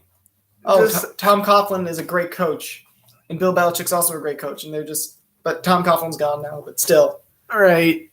Yeah, I mean, I can't explain. Like even in the preseason, Patriots and Giants games are always like close. It makes no sense. Remember last year when was it Hoyer or East? Like some quarterback like busted like a 60-yard run against the Giants. Etling, and he got like 6 players cut on that play. Like those 6 players were cut the next week. That's so funny. I do remember that. He did like a 80-yard bootleg and scored, and I was like, what? That's why Daniel Jones tried to do that. Oh, but of course. Against the Eagles. That's so new. Huh. No. 49ers, if they stay healthy, which is likely because they're not playing on MetLife this year, they are going to be a good team. Let's see West predictions because that is a very volatile division. Well, I can't necessarily say the records because that is basically a flip-flop between all the 4 teams. But I have in order from first to last, if healthy, the 49ers in first. Rams and Seahawks both get wild card spots. Cardinals miss out with like 9 or 10 wins. Really? Yes. I'm going with it. Until proven otherwise, I don't trust Kyler Murray. There is a moment that, here's the thing. I don't trust the Seahawks defense. And they got worse. They lost KJ Wright, and they lost their number 1 corner in Shaquille Griffin. Right, and then they overpaid Jamal Adams. Jamal Adams, good safety. Not worth that money, though. And he's past his prime, so why are you giving him the biggest contract the safety has ever had? No. He's just entering into his prime. I thought he was. God. He was a 2017 pick, which means he's 2017. He's I thought he was on the Jets forever. He just seems so old because the Jets just screwed him up. That is true. No, he's at the 2017 class. Okay. He's only in his then year. That makes he's like more 26. Sense. That makes more sense. Okay, so he's like prime, entering prime Jamal Adams. Hopefully he can be Earl Thomas or Cam Chancellor again. Unlikely because they also don't have Richard Sherman to help back up this. Basically lock down one side of the field. And so their defense is bad. Their pass rush, I don't know what they're going to do. Because they lost Jaron Reed. Don't remind me. And then their offense, their offense is the only reason why they're going to be good. Yeah, their offense will carry them, and then maybe their defense will do what it did last year and just somehow bail them out when the offense sputters in the second half of the year. But Tyler Lockett, he's a great receiver. I don't know how he landed so low at 76 on the rankings. No. I hate to break the news to you, but when Cole Beasley is in your top 100 NFL players list, something is horrifically wrong. He's a good player. Yeah, he is. He's a great route. He's a great route runner. He's a great route runner, great number 2. But you're telling me you're going to put him ahead of, in my opinion, you can put 25 other receivers. I think they put him above Trey White. Tre'Davious White, I think. Yeah, Trey White was 95. Tre'Davious White, he's what, the 6th best corner in the NFL? Debatable. We have Ramsey, Gilmore. Ramsey, mine goes as second half is underway. This isn't really order, but Ramsey, Gilmore. Well, Ramsey, Gilmore, Alexander, Xavier Howard, Marlon Humphrey, Tre'Davious White. Those are your top 6, undeniably. And then Byron Jones isn't that bad. Byron Jones, yup. J.C. Jackson had a breakout year. And Jonathan Jones. Like, Jonathan what's Jones. What's up with the AFC East in Kyle quarters? Fuller, Will Fuller, the Fullers. God, the AFC East is just great in the back end. Micah Hyde as well. Micah Hyde as safety. Jesus. And then the Jets have Marcus May and Marcus May. Remember when they had him on? Yeah, remember the Jets had like a good secondary back in like 2016? Oh, those were the days. When they could actually, assume that they were competitive, but then flounder short, by 3 games. Yeah. The Fitzpatrick era, huh? Yeah, basically the Fitzpatrick era in the Josh McCown year. Josh McCown. Josh McCown. He still hasn't technically retired yet. Can you believe that? 42 years old. Is that Jake Luton? Is it? I hope number it's 6. not. I hope it's not. Number 6 is that Jake Luton? That sounds like it's Luton. It's Luton. Yay, Jake Luton. So the Jacksonville Jaguars have officially lost this game. Score to be determined. Well, you never know. The Cowboys could Dallas. Maybe. All over Jerry's field. Tonight on Dallas. Hey, Dallas would be hot shots of Duval. From my account, Saxonville Abbey from the account we are referring to as the handoff goes. And, nice little spin move up to 37. How is Derrick Henry so low on the top 100 list as well? Derrick he ran for 2,000 4th? yards. 4th behind Kelsey and Donald. Wait, was it behind Kelsey or was Kelsey? Was it Kelsey? If Kelsey was ahead of Derrick Henry. Kelsey was around there. That's definitely controversial if you got Travis Kelsey's a better overall player than Derrick Henry. Donald is great. Yes, Donald's the best defensive player, but Henry was better last year. Yes. I think Donald's a better player than Henry, but this is based off of last year, which also reminds me, why is Rodgers 4th and Mahomes 1? It should be vice versa. If you win MVP, doesn't that mean that you're the best in the league? Theoretically speaking, I think it does. That's why Brady was so low. He's the best of all time. 2016 when Matt Ryan won MVP and he finished 12th or something, people were irate about that. Okay, if the MVP is not won, he has to hands down be top 3. Yeah. No debate. Unless the MVP race was close. And that's what I mean. That's why you can bump down the actual MVP to 2 or 3 and have someone a running back with 2,000 rushing yards over him. Mahomes wasn't even top 2 in MVP votes. No, was second place? Josh Allen. Why? He was second place for MVP. Allen got more MVP votes than Derrick Henry. Yes, and Mahomes. Oh God, I don't even want to hear that. Well, running backs just don't win MVPs. I know, but now you have received. Well, running backs do, but not. Yeah, they haven't since Adrian Peterson. I get it. That's Adrian Peterson. God, if he could have just stayed clean and not have done stupid stuff. He's still making the Hall of Fame. Yeah, most definitely. But he could have, Yeah. When he became an idiot in 2014 was when he, that news broke out. And then in 2015, he was injured the whole year.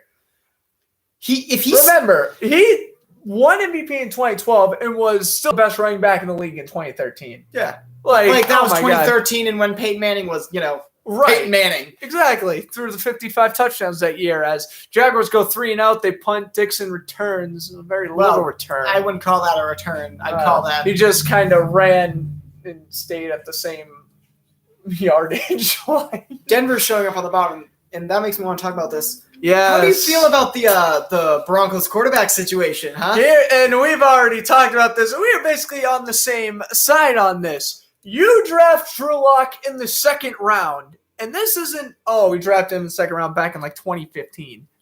You drafted Drew Lock in the second round. He's entering his third year. He's entering his third year. He's entering into his third year. It's not like he's just been around. He's just been a quality he veteran. He could have had a Baker Mayfield sophomore slump this year. That could have been it. Exactly.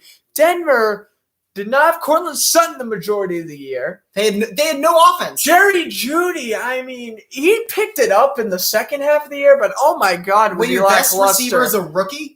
KJ Hamler was the best Bronco receiver last year. True. And like that is saying something. And then you had Noah Von Fant Miller, was good. Noah Fant was good, out, but partially injured. Von Miller was out. Bradley Chubb defense was couldn't out. do really much to help you in that regard.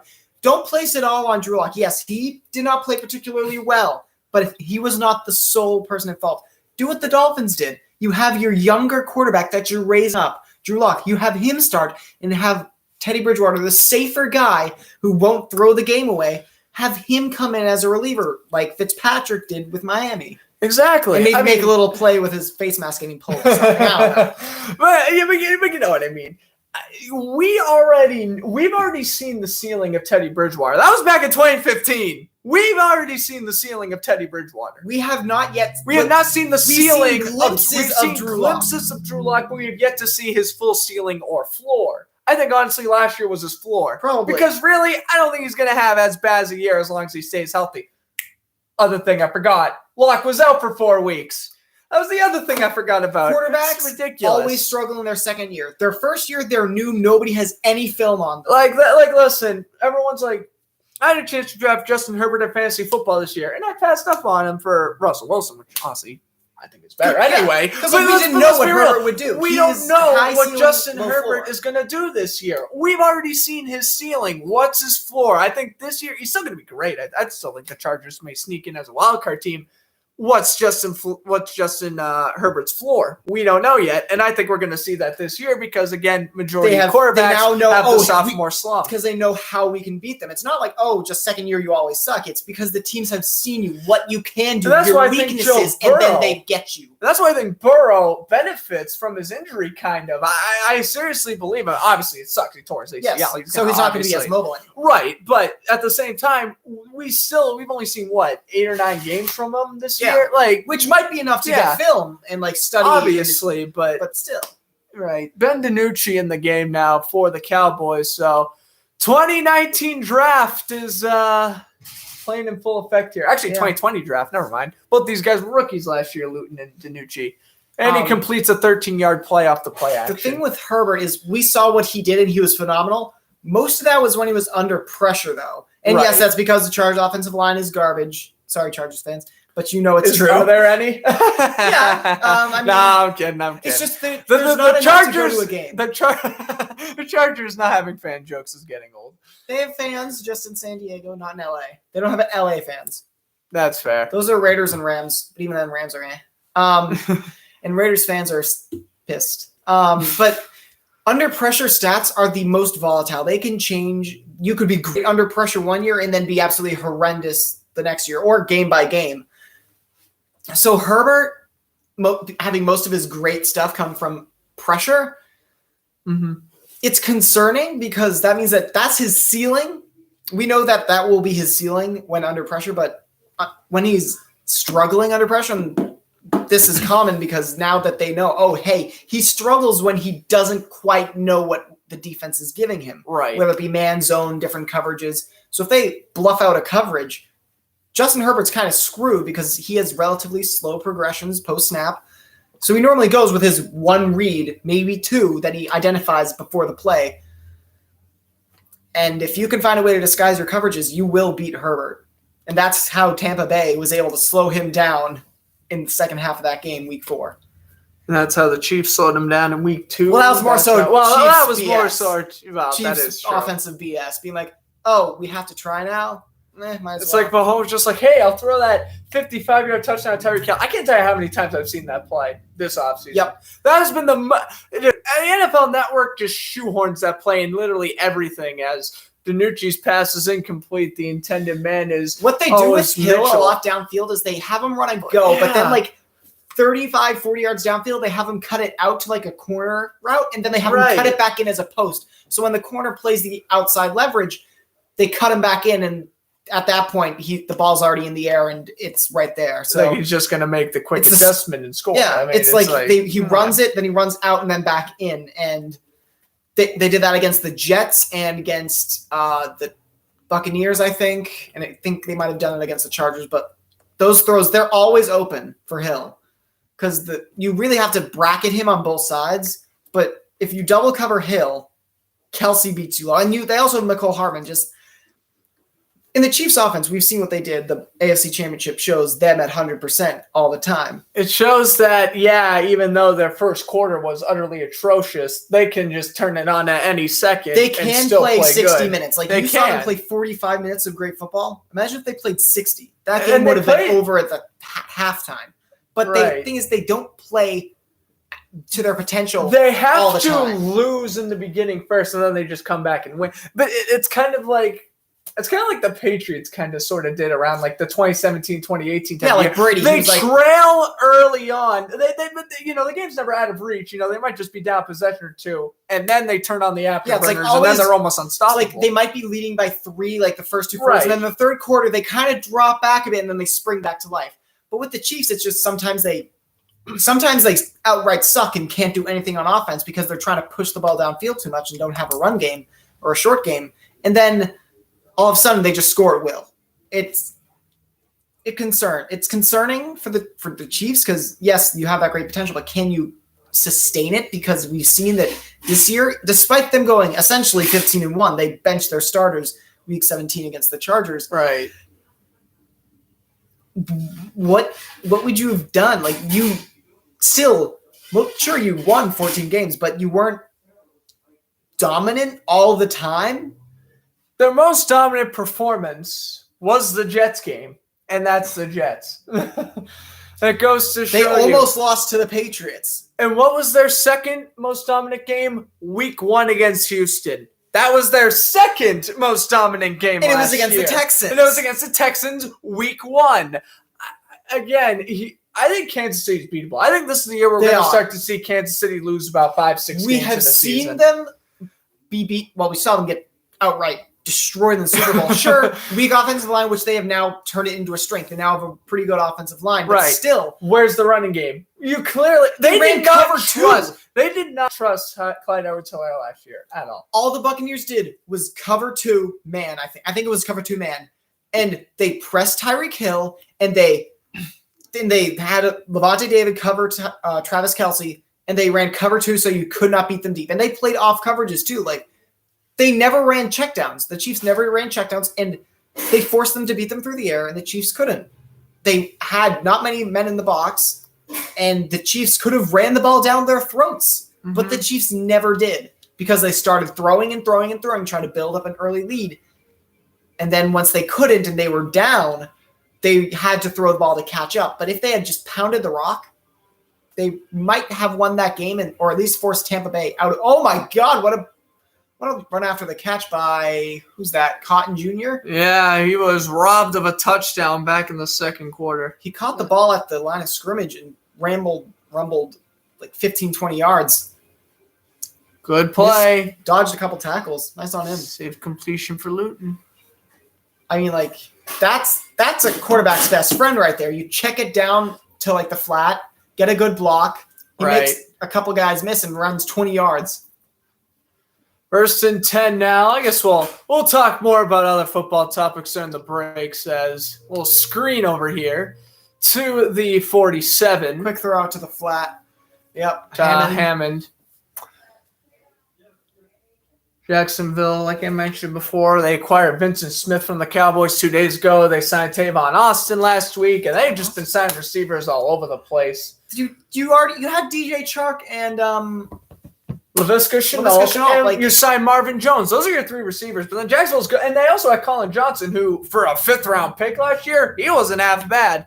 But Jacksonville just loaded up on receivers. I don't know why. They don't really need receivers. You need tight ends. And you need tight ends. And a defense. In the defense. And back to the Minshew topic real quick. A lot of Jaguar fans were upset that the Jaguars didn't make more of an attempt to trade for Zach Ertz. I'm one of them. James O'Shaughnessy is your starting tight end, and he has tore his ACL 2 of the last 3 years. Hey, you know what would have helped? Instead of picking T-Law? You get Kyle Pitts. Arguably best player in the draft. No, and you're right. But I get it. You had the number 1 pick. You're like, okay, we're just going to draft Trevor Lawrence. Whatever. Why don't you trade for someone like David Njoku or Zach Ertz? Ertz is the best option of them all. Or, there's a Jacksonville. There's a Jacksonville play right there. A fumble that goes back to the 41, and the Cowboys down the running back. That is Devon Ozigbo with the recovery. Ozigbo, rather. With the with the recovery. Oh my goodness. He just went to handoff, and the motion man knocked it out, I think. Yeah. Right? Yep. You gotta time those motions better. That's why we have preseason. That's why we preseason. To get these kinks out of the offense. 17-yard loss on that play. So 2nd and 27. Again, placed my at the God, 43. that's a bad run. That counts as a run, I think, maybe. Really? I wouldn't be surprised. Now we're going to get false start. So you can make it second and 32. A third of the field in 2 plays. Yep, 2nd and 32. Oh, my goodness. Have fun. Hey, maybe we could see if these receivers can do anything against this porous Dallas defense. Yes, Dallas has a bad defense in the game, but ever since Beathard and Luton came in, they haven't done anything. Why do we keep thinking that Dallas will be good year after year? They don't even have a good coach. Sorry, Cowboys fans, McCarthy's not it. Aaron Rodgers bailed him out. They had a fantastic offense, but they failed to realize that their defense is below average and their coach is awful. And they throw a little. This Cowboys team looks an awful lot like previous Packers team under McCarthy. It does. Great high-flying offense. What's your defense? Good linebacking core, but other than your linebacking core, your defense is atrocious. And what do you know? It's just like every single early 2010s Packer team.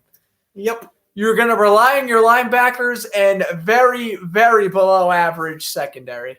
Yep. Because we all know when Charles Woodson left the Packers. Wonder what he's doing. He got shredded, and then Aaron Jones could have signed him, elected not to for whatever reason. Let's put all our faith in Patriots' what's his name? backup cornerback is top 50. Patriots backup cornerback. That's a face mask and a half. That's a first down. That's got to be a first down. Well, the Cowboys did a cowboy. Getting called is free safety / corner number 38. I mispronounced his name earlier. Israel Mukamu. How do you say it? Israel Mukamu. Mukamu, close enough. There we go. I just saw that. Patriots backup corner J.C. Jackson. Second string corner, whatever you want to call him. Top 50 in the league. Players.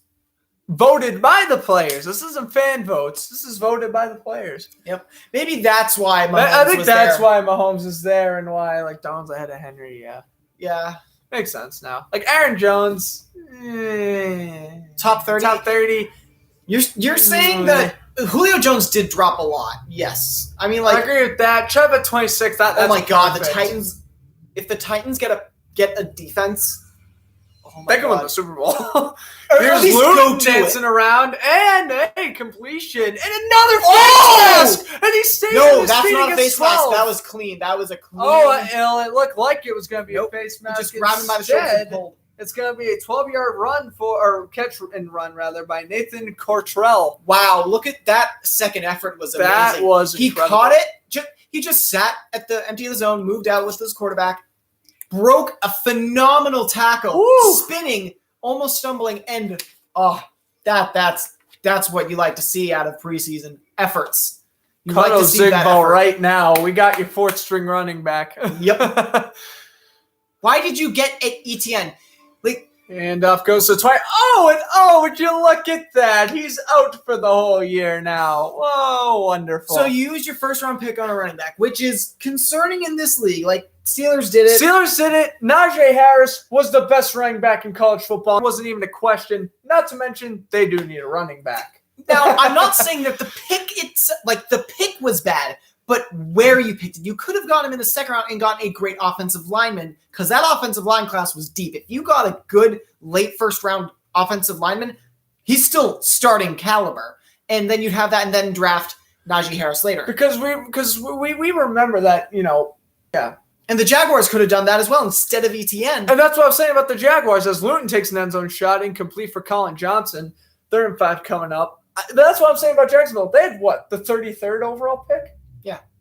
You're telling me ETN isn't going to be there 7 spots? Are you telling me he's going to seriously get picked? No team needed a running back. None. Between Jacksonville and Jacksonville's next pick, no one needed a running back. And ridiculous. And even then, ETN, their explanation was, oh, well, we're going to use him for 3rd down situations. So you picked a situational player. Exactly. A situational running back in the 1st round in this day and age. No, that should have gotten their head coach fired then and there. That one is nice comeback route. Nice comeback route indeed by number 88 Cotton Jr. He's been the best tight end of he's been the best tight end of the entirety of this game. J.K. Dobbins has torn his ACL. Yeah. Ooh, he's out for the season. Well, Ravens running game's going to suffer again. Well, Lamar Jackson, expect him to get another 1,300 rushing yards. Most of those yards were off of read options, but if you don't have a running back to respect and fear. Gus said, I know, we're going to run Gus Edwards into the ground. He's not going to do anything much. This is Quantrell with a run to the 7. Maybe the Ravens would have picked a running back. Maybe. But at the same time, they had Dobbins, so they were just we're good with Dobbins. Now knowing that, Dobbins was injured, why didn't you pick it? Hindsight is 20/20. Well, I mean, think about it this way.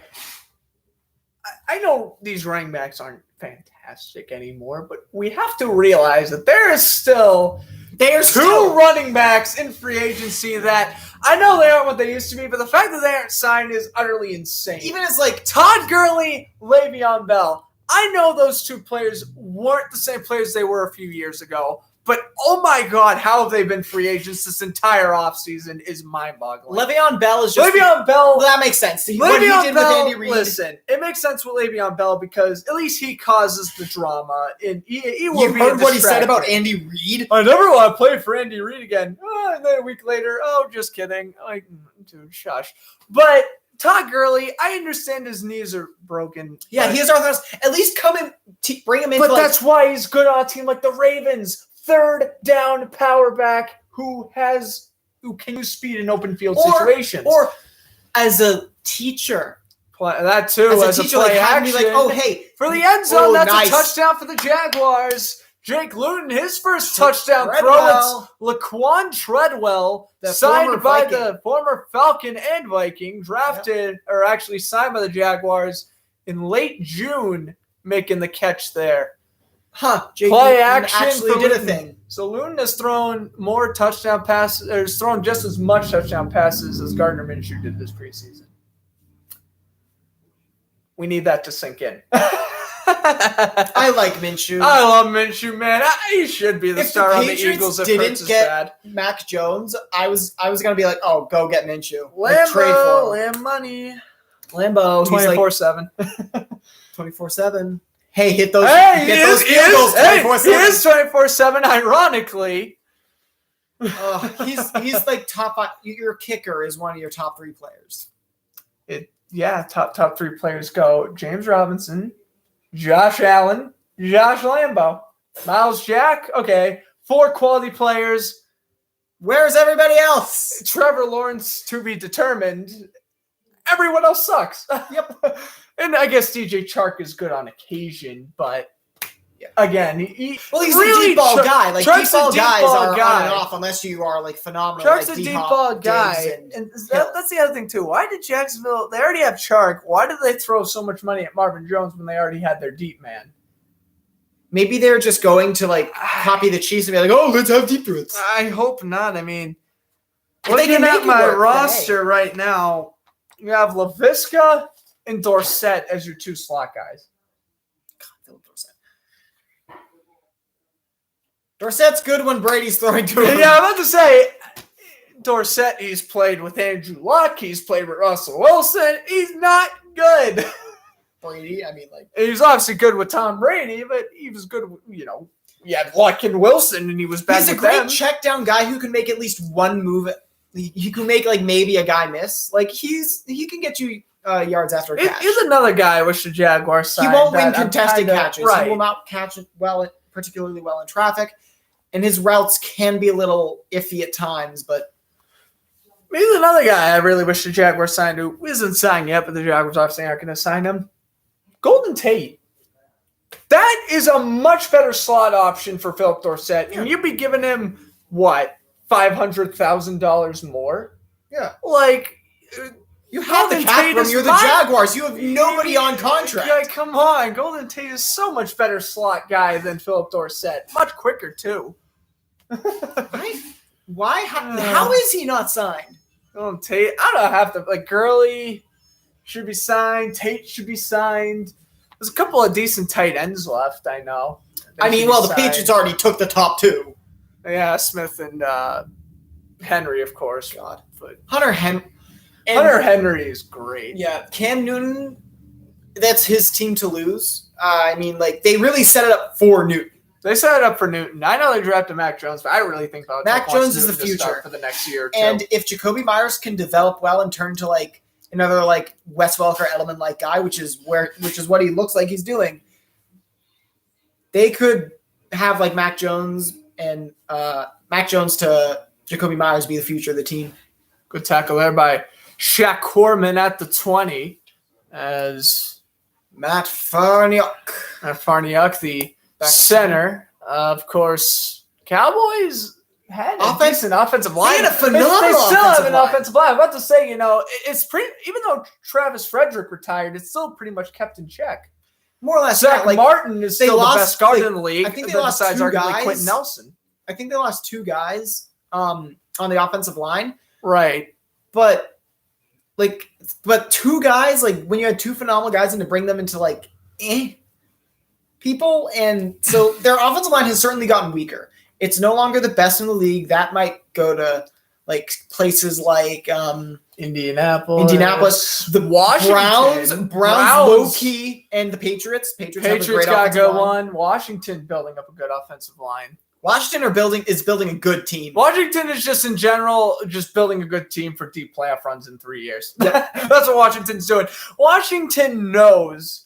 They know Patrick is their guy right now, but I truly believe Washington's drafting a quarterback first round Patrick is their bridge guy. He's their bridge guy for this year. Washington knows not yet. We may have not escaped Dallas or New York just yet, but when we do a year or two down the road, that's when we're going to have our rookie QB. Think about it. They're rebuilding now, or and they made the playoffs. Trade. Exactly. I'm like, sure, NFC least, but still, you won your division, a crappy division of that, but you won your division with that team, with a rebuilding team, brand new defense, new young receivers and running back core that is by committee, and a quarterback situation that was not ideal. Haskins, then you got Alex Smith, yay, comeback player of the year. He's probably going to win it next year too. And then you had Taylor Heineke, who played well. Maybe Heineke becomes the guy. Doubt it, but hey, you never know. I'm going to put it to you this way. Washington, and you can call me absolutely bizarre. You are the whole yes, I am. And what I'm going to say is going to be a nuke drop if this actually happens. We all know the Deshaun Watson, rumors going on with him in trouble with the law and stuff. We understand that. We don't even know if he's going to play this year. But assuming he does or doesn't, Washington will make a trade for Deshaun Watson next offseason. Depending on whether or not depending on the legal actions, yes. I could see Washington making that push for Deshaun Watson, and that's how they get over the hump and at least make an NFC Championship game. Oh my goodness. Andrew Wingard doing Andrew Wingard type stuff here, dropping interceptions. Well, was that a drop or did the ball just not? Was it not like feasibly? Let's see. Play action pass to Nucci, pressure in his face. That's a dropped INT. That was easy. I would have made that play. Oh, dear. It just hit him in the face mask. Wingard got 2 interceptions last season, somehow, some way. One of the slowest safeties on the league. It's because they were like, oh, he's slow, he won't catch up, but then he's slightly faster than you think, and then he makes the play. Right. I don't know. DiNucci, Or maybe down it's because the middle it's the Jaguars. to Turner. Jaguars are weird. Well, I tell you one thing, man. When all these teams, they're making their final cuts next week, if Andrew Wingard is seriously still on the Jaguars, I'm not going to be happy. Second year in a row, he should be cut. And if he don't, after this year, this thing is, well, what's behind him? Who's behind him? Let's see. I know. I don't know my team by heart. Well, the practice squad dudes, at least. Yeah. Let's see. So we got Rudy Ford. In 3 preseason games, he's already shown more flashes, delivered a couple of good hits, and he's quicker. All right. Let's see what else. Josh Jones, he's been around. He's slightly better than Wingard, but not by much. Rashawn Jenkins, they got him from the Chargers. They're paying him he's good. $26.5 million or something. That's a bit much, especially for a safety. That is a bit much. Safeties and then they have Daniel Thompson, who they drafted last year. They're all better options than Wingard. Mm-hmm. That's what I mean. He should be getting cut. Well, maybe. Yeah. But the management's going to look at the box scores and going to be like, oh, but he had those 2 interceptions last year. We're going to keep him around. We're going to cut, like, Josh Johnson. Just burn it to the ground. Back to the football team, like. My goodness. Or whatever you want to call them. I'm calling them the football team until further notice. So they don't get Deshaun Watson. Like they could still be good. With or without Watson, they're still going to be good years down the road. Look at their championship teams. How many of them had good quarterbacks? Uno. And that was with Joe Theismann, who is still subpar. Well, I'm talking about like, how many of them had like good Super Bowl quarterbacks? Yeah, exactly. None. So Washington historically doesn't need a good quarterback, as shown with what they did last year. Right.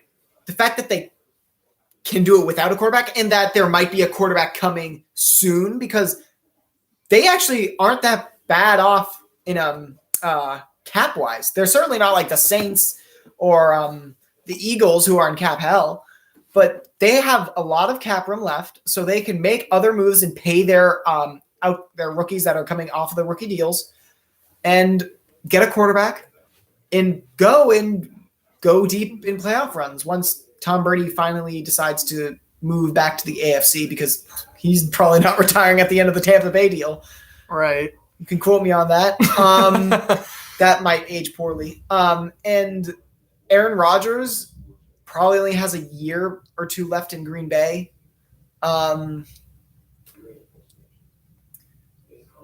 And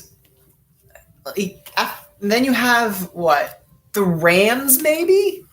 Cardinals, if they get a defense. Deep shot to Nucci. Nope. Underthrown. He had Reggie Davis wide open. 4th down and 1. 4th and 1. They're going to go for it. Yeah. What's up, London? Thanks for stopping by, my man. And roasting the Jets. Yep. Rams, maybe. Cardinals, possibly. Seahawks don't have – Russell Wilson's aging. He still has 5 more years of greatness. Yeah, Wilson still has about 3 or 4, maybe more likely 4 or 5, rather. 3 if he really suffers a bad injury or something. But yeah. 49ers, sorry, Trey Lance. If Trey Lance is what they want him to be, 49ers are going to be good. And they don't convert the 4th down. Good breakup. Nice pass Jacksonville, and DiNucci with a pretty mediocre throw. Lorenzo Burns breaking it up, and Jaguars get the turnover on down. Remember when you said the Jaguars were going to lose this game? Nah, I was saying it sarcastically anyway, but I really wasn't expecting Jake Luton to outperform CJ Beathard, though. That's true. I was not expecting that. Well, the NFL is a weird place. Preseason. Wait till the regular season. He had steps on him, too. That was just a bad throw. Did he see it later? Does he just not have the arm strength? Because that wasn't even far out. That was let's see, if he had it at the 40. Well, here's Luton. Yeah, that's dumping it over. Bad. Yeah. That's like a 25-yard throw that he just underthrew. How? You might not have Mahomes' arm, but you can throw 30 yards downfield. Every quarterback can. I can, and I don't even play football. I can punt about 35. I can throw for about 15, but I can punt for a little bit more. That's because you don't really air it out much. You gotta really get your my throw motion's low. I throw like Dan Marino. I'm just like I have a sidearm. I'm just like I have a baseball pitch kind of throw. Well, not really baseball. I'm just like I have like the Dan Marino, Phillip Rivers throwing motion with like no accuracy. That's literally every single time I throw a football, nothing but power. Yep. And even then, your power is somewhat lacking sometimes. But all the power is in the leg. Seattle. If only you could do that in the regular season. Poor Easton Stick, out to die. Yep. Let's see. 1st and 10 for the Jaguars. Wow. They might enter the red zone here. They're 12 yards out. Inside handoff. So 28. Okay. This running back I like what I've seen from him. He's been running well. He's been making good moves after the catch. His effort is great. He never wants to go down at first contact. He doesn't want to just get the play over with.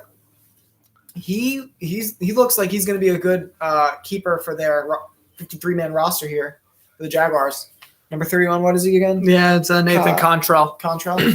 I think that would be – I mean, I've been impressed with them so far, and, you know, you can kind of use them like how the Ravens use someone like Gus Edwards or Justice Hill or kind of how safety the 49ers use check. Nice. You could switch him to a nice job, fullback. Luton saw the corner coming in off the nickel blitz and threw it right to the man who was covering him. First down. Taven Jones with the catch. That was nice. I mean, think about it this way. You could be looking at Contrell as a fullback potentially because if you're bouncing off of tackles left and right, like I know his frame seems kind of small for a fullback, but hey, frame if is he can everything. break tackles, he can be used as a fullback. Well, I mean, like there's a difference between bouncing off of cornerbacks and dealing with defensive and just linemen. trucking through defensive ends. That's true, but still. Really, all you have to do as a fullback though is just chip blocks most of the time. You just have to like chip a guy. Which is why Tim Tebow sucks. But Treadwell nice job, 18. Treadwell. Treadwell is like he could be a good like third receiver. But like I mean he was a good receiver on the Falcons last year. In Vikings he had like brief stints of like he was okay. I mean the reason with Treadwell is that he's good. It's just he's a first round pick, so it makes him look worse than what he is. If he was a third, fourth round pick, people would be like, "Oh yeah, he's not worth the first. He's not worth the first round pick, but he's not a bust by any means. He's a meh. He's just like if he was drafted in the third or fourth round, it would just be like, oh, hey, he's your average player. Yeah, give him your respect. Yeah, it's just he's not what people thought he would be, and that's okay. Sometimes they're not as good as you thought they would be, but they still are decent they still fill roles, right? Like Josh Rosen. But when you're Bill Belichick and you think, oh, haha, look, people that are good, and then they just become busts. Case A, literally all the quarterbacks except for Jimmy G that you drafted when you still had Brady. That's true. Everyone but Jimmy G were just why. They drafted a quarterback. They drafted 10 quarterbacks when Brady was under center. 10! And only one of them is starting caliber. And he left. Kevin O'Connell and Ryan Mallett and I mean Jacoby. Wait, was Brissett drafted? Yep. Okay, Brissett's kind of on the fence of he's like the second or third best QB out of that group. Matt Castle. Matt Castle falls in the Brissett category. You have brief stay. Like if he's your short-term solution, fine. If he's your full-time starter, oh no. Just ask the Colts how that went out. Yep. Colts, too, are like just a true quarterback away. And hopefully Carson they can Wentz revive could be that Carson Wentz. guy. I mean, hey, listen. All Wentz has to do. Oh, no, he's at the glue factory. Listen, Wentz don't have to play like he did in 2017. He just has to play like what he did in 2019. He doesn't have to play hero ball. He just has to not screw up. Oh, my God, we have a fullback in the top 100. Yep, Kyle Juszczyk. Yeah, Cole Beasley is just behind Tre'Davious White. Like you're White. telling me Jarvis Landry is a Tre'Davious White away from being just as good as Cole Beasley? Give me a break. Corey Davis is higher than Landry? Oh, that's bad. Yep. That's Curry Davis may or may not be overrated. Receivers get the shaft a lot of the time in rankings because they're like, oh, but they're not as good as their number one receiver. Well, Dude, no shit, they're number two better guy. than Corey Davis. Yeah. I mean, like, this goes back to Tyler Lockett. He's so low because, like, he's a number two guy. But he could play as a number one guy. If DK's not there, he's a phenomenal number one target. It's just DK gets all the attention because DK is like Megatron physically. He's 6'4", 220 or something and runs a 4.3. Oh, yeah. And a 40-inch vertical. Like what? Or no, not 40-inch, like 44.5 foot. I don't know, but a great vertical. Physical specimen, so you have to double him. And then Tyler Lockett is just, sure, he may bleed off that, but even if he's double coverage, he can still win and make plays. In fact, that he did that before Metcalf. Yep. And maybe that's just Seahawks bias on my part, but I try to be as unbiased as possible when it comes to me just not watching sports live. God, 10:50 left. Where did that quarter go? That third quarter was eventless. Just a touchdown from Luton, which we just skimmed over. Oh, 3rd and 6, and nice another job. first down. Gain of 7. And that one was reeled in by Hammond, his second catch of the drive. Wow. And Jacksonville is rumbling. 1st and goal at the 9. Here we go. Who do you think will sign KJ Wright? He's another free agent. I was talking about that. I'm really shocked to have him sign. Well, I know he had a visit with the Raiders the other week.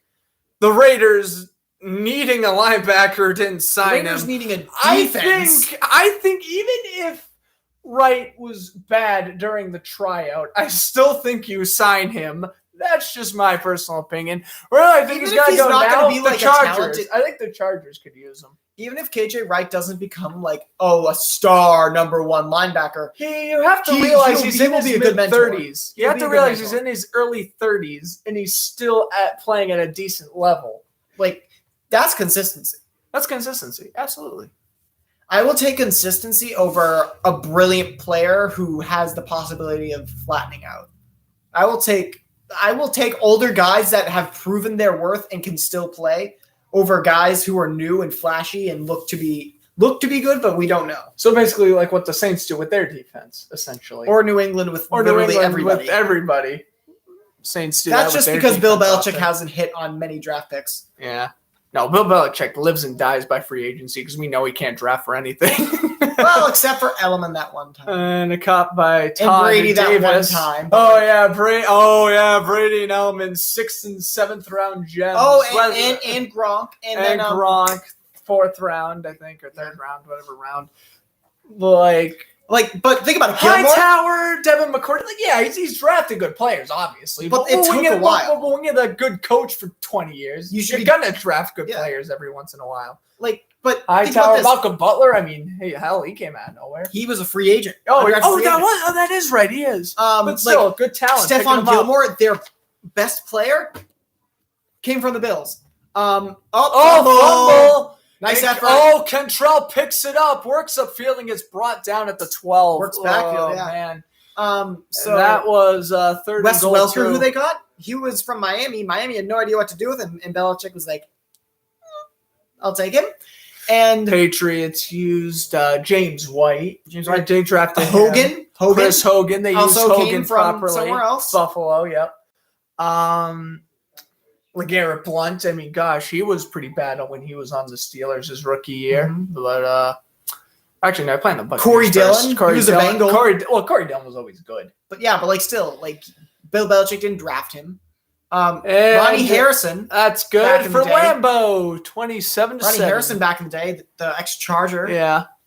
Bill Belichick doesn't draft, but he just takes guys who he sees potential in, who have already played, and people are throwing that out, and he's like, let's take a look at this year.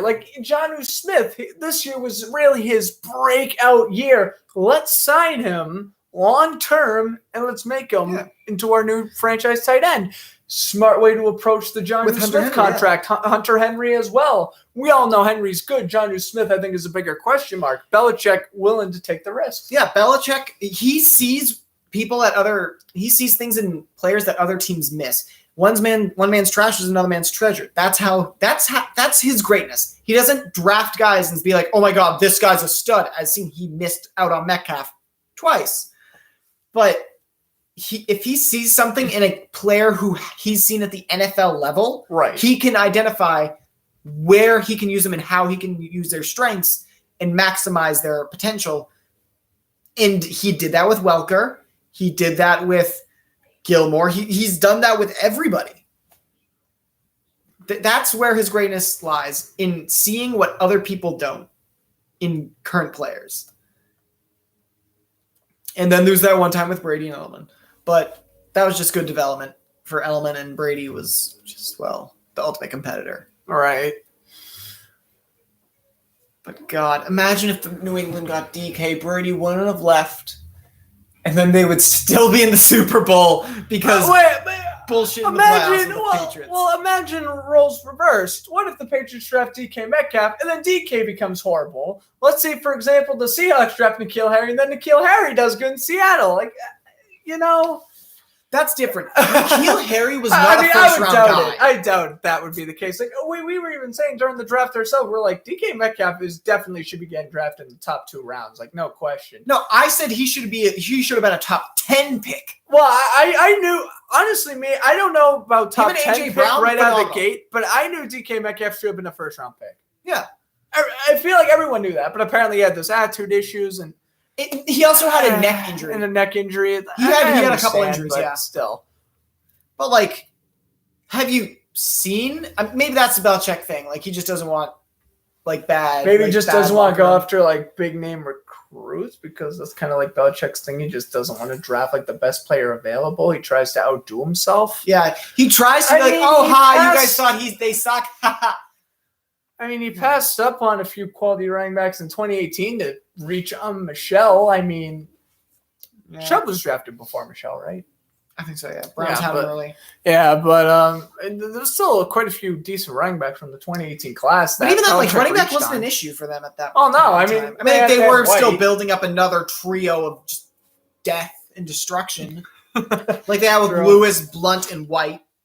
God, those days when they had Blunt is just down your throat, Lewis, who could get you around and then who could get you in open space and was your off tackle guy, and then White, who was out of the backfield, one of the best receiving backs in the league out of the backfield, Christian McCaffrey. While we're talking about receiving backs, Deion Lewis, another nobody. Bill Belichick. No, I was talking about that. James White was more so that receiving back, but Deion Lewis and Rex Burkhead.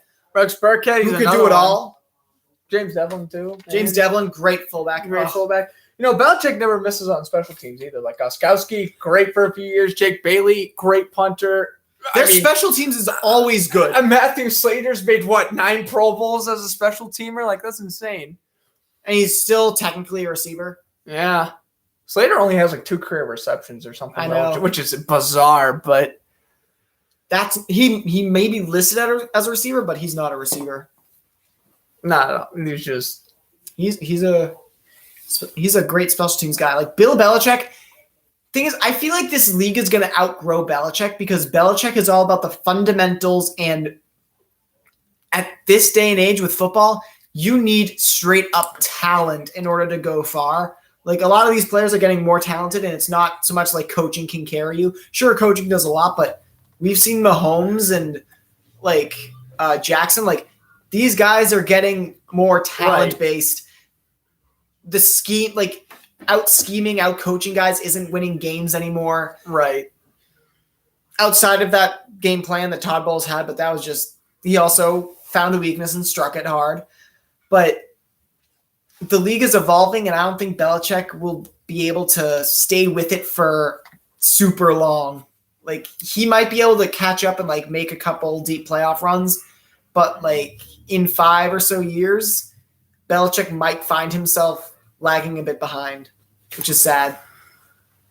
I get what you're saying. Belichick. He's a defense first. Belichick is a defense first, looks at the talent, sees what he can do with them. Now the majority of GMs and stuff, they're using advanced statistics to, sign players and stuff. Belichick doesn't work like that. And that's kind of that new generation of football. And the thing is, when Belichick hits, Yeah. he hits good. But when he But misses, he misses bad. It's awful. It's literally, there is no in between. You're either getting a hidden gem or just awful player. He's either finding like a diamond in the rough or he's getting fool's gold. Right. Like there's no in between with him unless he finds a bad guy that he develops into mediocrity. Like someone like, Brandon Bolden or like some no-name Dante Moncrief. like them. Yeah. Hopefully Nelson Aguilar stays good for the Patriots. Yeah. God. Imagine if the Raiders drafted like normal teams. I'll tell you one thing. The Raiders actually could be good. They the could. NFC West would be a bloodbath if the Raiders would. AFC West? AFC West would be the NFC West. The AFC West would be the NFC West, essentially. Like if the Raiders got if the Raiders were good and the Broncos actually knew how to run an offense, that division would be just up there with the NFC West for most stacked in the league. If the Raiders could run a defense and if the Broncos could run an offense. And if the Chargers had an offensive line and special teams. I was about to say, Chargers got to have the special teams. Yep. But don't worry, I basically announced or jinxed Matt Badgley out of the league, so it's okay. I basically announced or jinxed him out of the league. It's okay. Just like I was announced or jinxing Quinn Nordin last week. Yep. 3 times. Texans, okay. Let's see. The Texans are actually in great position for a rebuild because they have pretty good cap room. They have good cap room. And if they want, like, if they could just trade Watson away for, like, many first-round picks. They're trying to get at least 2 firsts. They could trade Watson for capital and then basically do the opposite of what the Dolphins did to them. And if the Texans could, like, find a way to trade those picks away for talent and then actually, like, make it work this time instead of having Bill O'Brien be like, one of the best receivers in the game. Let's go with a regressing running back. That's right. Why? Sure, he won a lot of money, but like you still ate some of his contract in the end. Well, back at commercial break. Not that Texans rebuilding could be good. Like they could become a good team in like 10 years, maybe not 10, but like 5 or so years. Yeah. Many teams could have the potential to be good in 5 years because it takes 5 years to rebuild. I'm going to tell you this right now. The Giants, they planned their rebuild spectacularly. But Daniel Jones is going to hold them back for as long as they keep them. That's all I'm going to say. Deshaun Watson to the Giants. I was thinking Watson to the Giants. That would be great, but Giants immediately become that would complete the rebuild. Yep, because they have their defense. They're basically just like Washington. Between Washington or New York, whoever would get the Watson, if they were to get Watson, whoever gets the quarterback, they would get the upper hand. Yep, they both would still be pretty good, but one over the other would get the upper hand and would obviously win the division and stuff. So.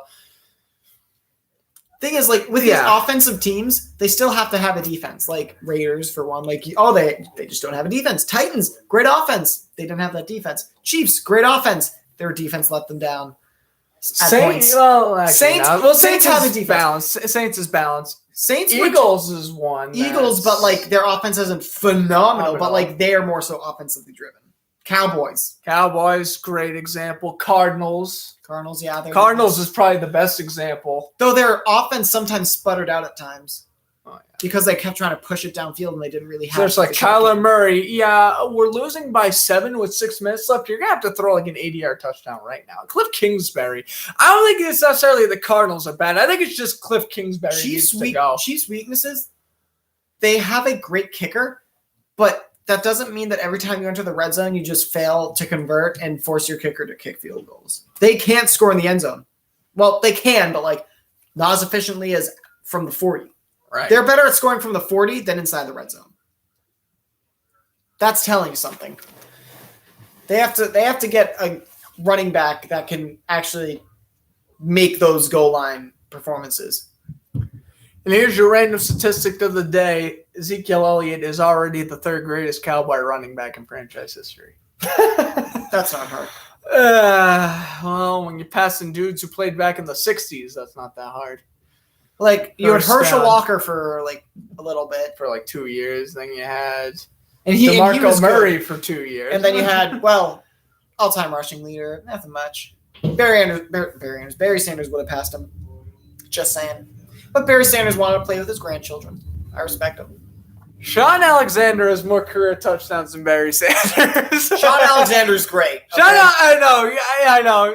Connor's a Seahawks fan for those who didn't know. But like I even said it before, but yeah. if I wasn't Sean Alexander, Sean great player. Alexander underrated. Hall of Famer, he should be. It's just we've seen Lynch. Like it's just most people are like, oh, but Marshawn Lynch. They forget Sean Alexander because Marshawn Lynch was Marshawn Lynch. It's just like, yeah, I mean, people are just like, whoa, like, you know. Ooh, flashy beastquake. Which fun fact: the cheering from the stands caused a minor earthquake. Yep.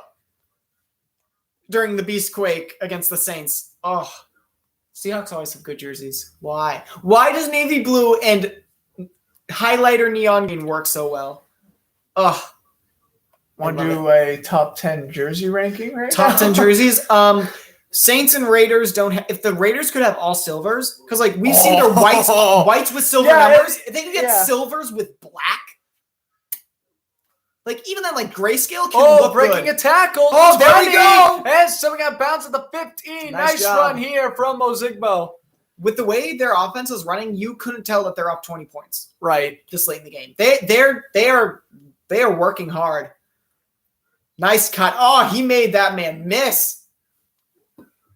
Getting exposed was Jabril Cox, outside linebacker number 48. Number 25, just back turned. 38 just whiffed on 39 rather whiffed on his tackle too. That's Tyler Coyle. Amari Cooper, great route runner. Remember when the Raiders asked for Khalil Mack back from the Bears? Yeah, didn't that happen a few days ago? Yeah. Can't wait for them to hear. Cut back inside and to the 4. Wow, Jacksonville running backs. They're combining to look like what Leonard Fournette was. Sure, they just split him up. They just kept Fournette and had Robinson. The thing is, Fournette had the ego. Fournette had the ego, but to be fair, he was pretty good. Also, if you kept Ramsey, if you kept Boye, if you kept that team together, why did you dissolve it? Pick up Bortles. I mean, look at it this way. If you keep Bortles, you don't give a 4-year contract to Nick Foles.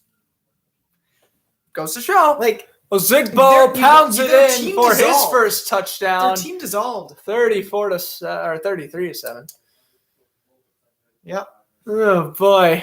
Jacksonville run away with this one. They have been since essentially the first quarter. Yep. I didn't see much of it because I'm a working man. But Dallas, you suck. You lost to the Jaguars. I know preseason. But yeah, that was a nice run. So they have Ozigbo looks to be like he's their goal line guy, their red zone running back. And what was the other guy? Contrell. Oh yeah, Contrell. He looks to be a good receiving back outside the off tackle running back. He looks to be good. They basically just split Leonard Fournette into 3 running backs. James Robinson and then those 2. And running backs by committee work better because it's not one guy handling the entire load, and you can have them better, more fresh for longer. That's why I like what Washington and Tampa Bay did. They have and New England. That's why New Patriots, England's running game is always low-key really good. It's like they are not going to use up Damian Harris unless everyone else is injured. They're going to make sure they use White. They're going to make sure they use – who they get this offseason? Oh, they lost Michelle and Burkhead. They re-signed White. They still have Harris. There's that Stevenson guy. Oh, yeah, that's right. The rookie. Yeah. Yeah. Then there was another guy. Then there was another running back who also did really good. Oh, J.J. Taylor. Yeah, J.J. Running, Taylor. like the Patriots rushing offense has never been like, it's top never 5 in the been league. Best in the league, but it's always consistent. It's always middle of the pack. It's always like good. 12 to 15 range. Right. And if you can keep that over many years, they New might not England have has. as many yards. They might not have a 1,500-yard rusher, but their running backs always get 4 or 5 yards per rush, and they're always using them right because they always had the quarterback to play action off of it, and they passed to set up the run. And the short game, which was essentially, they ran RPOs. I mean, like, it wasn't what we think of an RPO, but it was essentially an RPO. But instead of, I'm going to hand it off and then throw it, it was, do I hand it off or do I throw it? Like, they didn't fake the handoff. They just looked at the defense and changed it from a run play to a pass play or a play action. And it's just the styles of offense is now more down the field, passing first. And Brady has evolved for it in Tampa. Don't know how Belichick's going to evolve for it with this dink and dunk. Mac Jones is what we've – well, not dink and dunk, but like short passes, quick reads. And then Cam Newton obviously being a stronger, slower, less passing Lamar Jackson.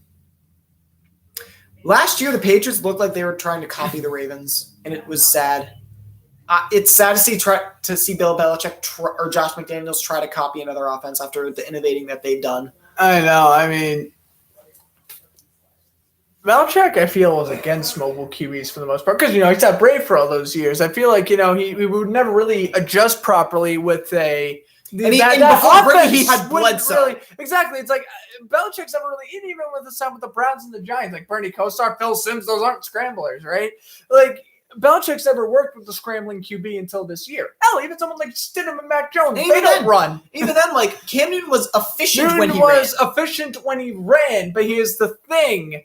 He can't run first. Exactly. And his shoulder was just screwed. What the Patriots did. They were letting Newton run the ball more than he could throw. Which to be fair, he couldn't throw because his shoulder was screwed and it looked like he was in pain every single time he tried to throw. But they tried to rely too much on his running prowess, which almost won the game against Buffalo. Nice play, though. Nice play, though, by the Bills. And I knew Josh Allen would be good. I saw him first year, and I was like, ooh, wait a second. Here's some flashes of brilliance. And then we have that running threat, and the Bills are, yeah. Why did I think Darnold was going to be better? I mean, to be fair, we don't know what Darnold's going to do in Carolina, but I'm assuming it's not going to be anything what Allen did last year, so... Darnold in Carolina is going to be like what Teddy Bridgewater was. They're going to force him to not make mistakes, run it through McCaffrey, and wait until like their team develops because they don't need many new players. The they Panthers have the pieces. They have the pieces. They're just like a great draft pick or like a free agency signing away from contending. They don't have a hole. Spot. The real only hole is a quarterback, but and how their offense runs, they don't need a great quarterback. They're just waiting for their team to develop and wait for, kind of like the big dogs in their division to like die off. Right. Like the Panthers could be good because Saints, they're a question mark with Jameis Winston. Yeah. Like obviously starting Winston over Hill was smart. That was smart. Taysom Hill is better used as a gadget player. You do not force him into the quarterback role. Right.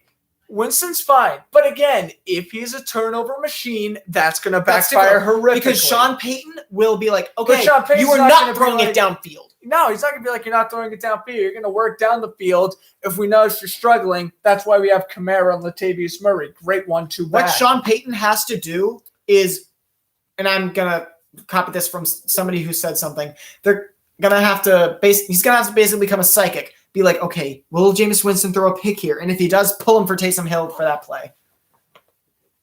Because that's smart. If Jameis Winston limited his turnovers, he could have won an MVP. Because some of those interceptions were on good drives, and he could have gotten touchdowns out of those.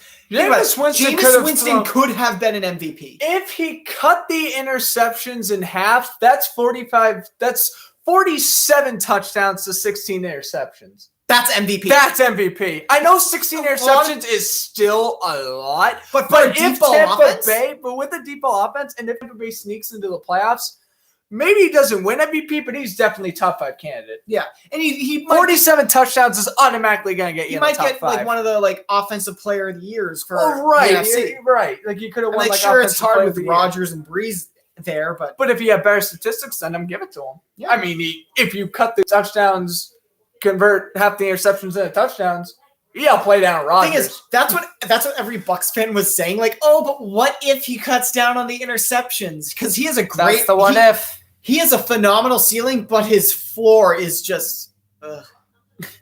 He plays like it's college, but he's going in against NFL defensive backs. He still thinks it's college out there. That's his problem. That's his issue. I noticed. And if Sean Payton can beat the out of him and be like, short balls, and then we'll work on your reads, because it's his reads sometimes. And other times it's like he doesn't lead off the defenders. Like he doesn't look the other way and then throw it back. Like when he sees a guy open, he stares at him and then throws. Exactly. Yeah. Winston can thrive. Yeah. Mac Jones also. Winston has to. I would just put it this way. Winston, if he throws like under 20 picks, under 15 picks, top 12 quarterback in the league. Yeah. And I don't think there's a debate. He's better than guys like Kirk Cousins, Jared Goff, Matthew Stafford. At least statistically, he's better than those guys. Statistically, he's one of the best quarterbacks. But then you look at the interceptions, and that's his clutch factor. Like he doesn't have any clutch moments. He doesn't. His last throw is a Buccaneer, a pick 6 in overtime. Yeah, I mean, like he doesn't have many game-winning drives. That's the issue. He can't. He might win you a game early on in the game, but he will not win you a game late. Winston is a quarterback where let me throw for 3-4 touchdowns in the first half, run the ball second half. That is what the Buccaneers kind of coaching was in a way. That's what Dirk Koetter did in the first year of Bruce Arians, and then first year of Bruce Arians. We're going to let Winston throw his entire arm off in the first half, run the entire second half, and then, oh no, we're losing with like 5 minutes left. Winston, you got to go clutch time. And he couldn't go clutch time. And he couldn't go clutch time. That was their issue. And which is a shame because, like, thank God Mike Evans finally got a Super Bowl, but Larry Fitzgerald's career is going to be... hasn't officially retired, but he might as well be because... think about it, though. He's another one who just... think about it, though. He should be signed. He's a Hall of Famer. He had one of the best postseason runs a receiver has ever had. Right, no, it's probably the best. His 2008 postseason run, the best receiver ever had in a Super Bowl. Moss, Rice, sure, they've had great games, but never great playoff runs like that. And think about it. Although Rice in 1990 could make an argument. Yes. But granted, Joe Montana. That's the other thing. And a balanced offense. Fitzgerald also moved to the inside and became a run blocker later in his career. That is true. He changed from an outside guy to an inside run blocker as a receiver. That's how he did good against the Packers in that 2015 game. Yeah. He would always, shed off the corner, get in open space, and Carson Palmer's just like, easy check down. Let me throw to Fitzgerald and let him work up yards after the catch. Yards after the catch, exactly. And that's what Fitzgerald thrived on the second half of his career. You know what lost the Cardinals that Super Bowl? This is obvious. Defense. No. Kurt Warner's James Harris pick 6, yeah. And it wasn't even the pick. It was pick 6.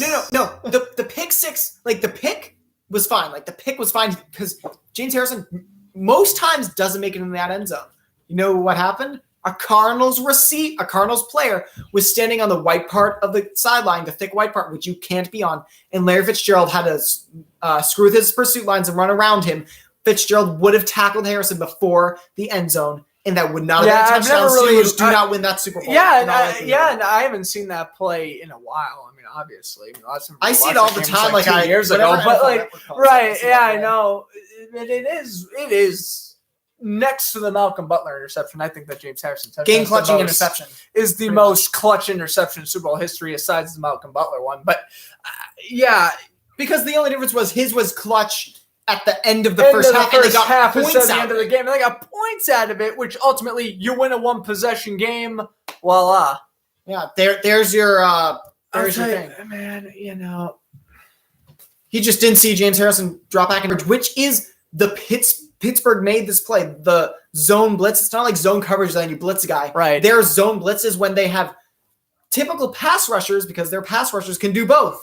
A typical pass rusher dropping back into coverage and cover guys, rushing the passer. That's their zone blitz. I don't know what it's called, but they run zone and have pass rushers drop back into the flats. And it works for them. Oh, fade ball, caught, touchdown. Oh, DiNucci to Dixon. DiNucci threw a touchdown. Too late. They're not going to win this game. Way late. Yeah, but still, you like to see that your receiver can win that fade. Because that was a nice throw by DiNucci. Perfectly placed over the corner's face, over the top of the corner, because throwing the ball right over the cornerback's head is basically the unplayable ball. In stride is nice, but if you can get it just over the corner or the defender's helmet, they can't really make a play on that. Right. And that was a nice jumping catch by Dixon, getting 2 feet in. And 34-14 will be your score with $1:22 left. Jaguars are now probably going to run a 2-minute drill offense as if they're trailing. I don't know. That's probably something you do with Trevor Lawrence to get him used to the 2-minute drill. Yeah. But I think they've already covered that at ends of half. Sometimes you don't play to win. You play you play situational football in situations where that situation might occur. Like they're winning by 20. Right. But if you play like you're down by 4 and need a touchdown and go down the field 2-minute style. Yeah. That's what preseason's for. It's for getting the reps in. And that's why. And I mean, hey, maybe if preseason happened, Tom Brady wouldn't have been on top of the world at the end of the season. Maybe a new team that, needed time, like the Patriots.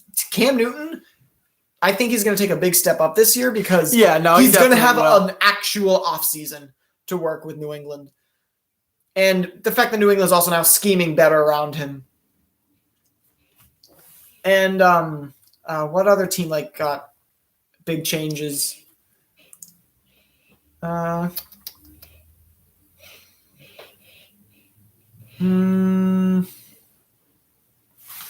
Jaguars are going to be happy that they drafted Trevor Lawrence this year because now they have an actual offseason. Cowboys, a bunch of these teams are only really 2 teams had to change their. Oh, Phillip Rivers and the Colts, I guess. They might have benefited from an offseason. But they played well. Yeah, no, not that many. Not many teams needed a true offseason. They might have had a rookie receiver or something, or a rookie defensive back, but not many quarterbacks or leader of defenses came in new. Other than Brady, Newton to the Patriots, and Newton struggled. Oh, Jacksonville. Oh, they're just kneeling. All right. Well, I guess they just want to get the hell out of here. I don't blame them. You already got I guess they got the situations that they wanted. Imagine if Dallas started calling timeouts. That would be a Mike McCarthy thing to do. That would be a me and Madden thing to do. Down by 20. Timeout. 1 minute left. They're going to let the clock run. So it is official. Trevor Lawrence throwing his first 2 unofficial touchdowns. Jake Luton plays a very stellar second half, and the Jags win in 45 seconds. Preseason game. 34-14. In just over 30 seconds, the NFL season will start for the Jaguars. Truly start. That's right. Training wheels will come off. This is it. And now we will switch to the Raiders 49ers, but we are not commentating Raiders this. head coach, but he's not been there for all of it. Well, we're going to go wrap up the broadcast now. Appreciate everyone stopping by. I'm Grant Fluff from Fletcher Sports Zone, along with Connor Prescott, saying enjoy the rest of your afternoon. Season starting in 2 weeks. I might even be calling Colts and Seahawks week 1. So maybe I might be there for that. Maybe he'll be my color commentator for week 1 as well. We shall see. All right, everyone. Talk to you later. Goodbye.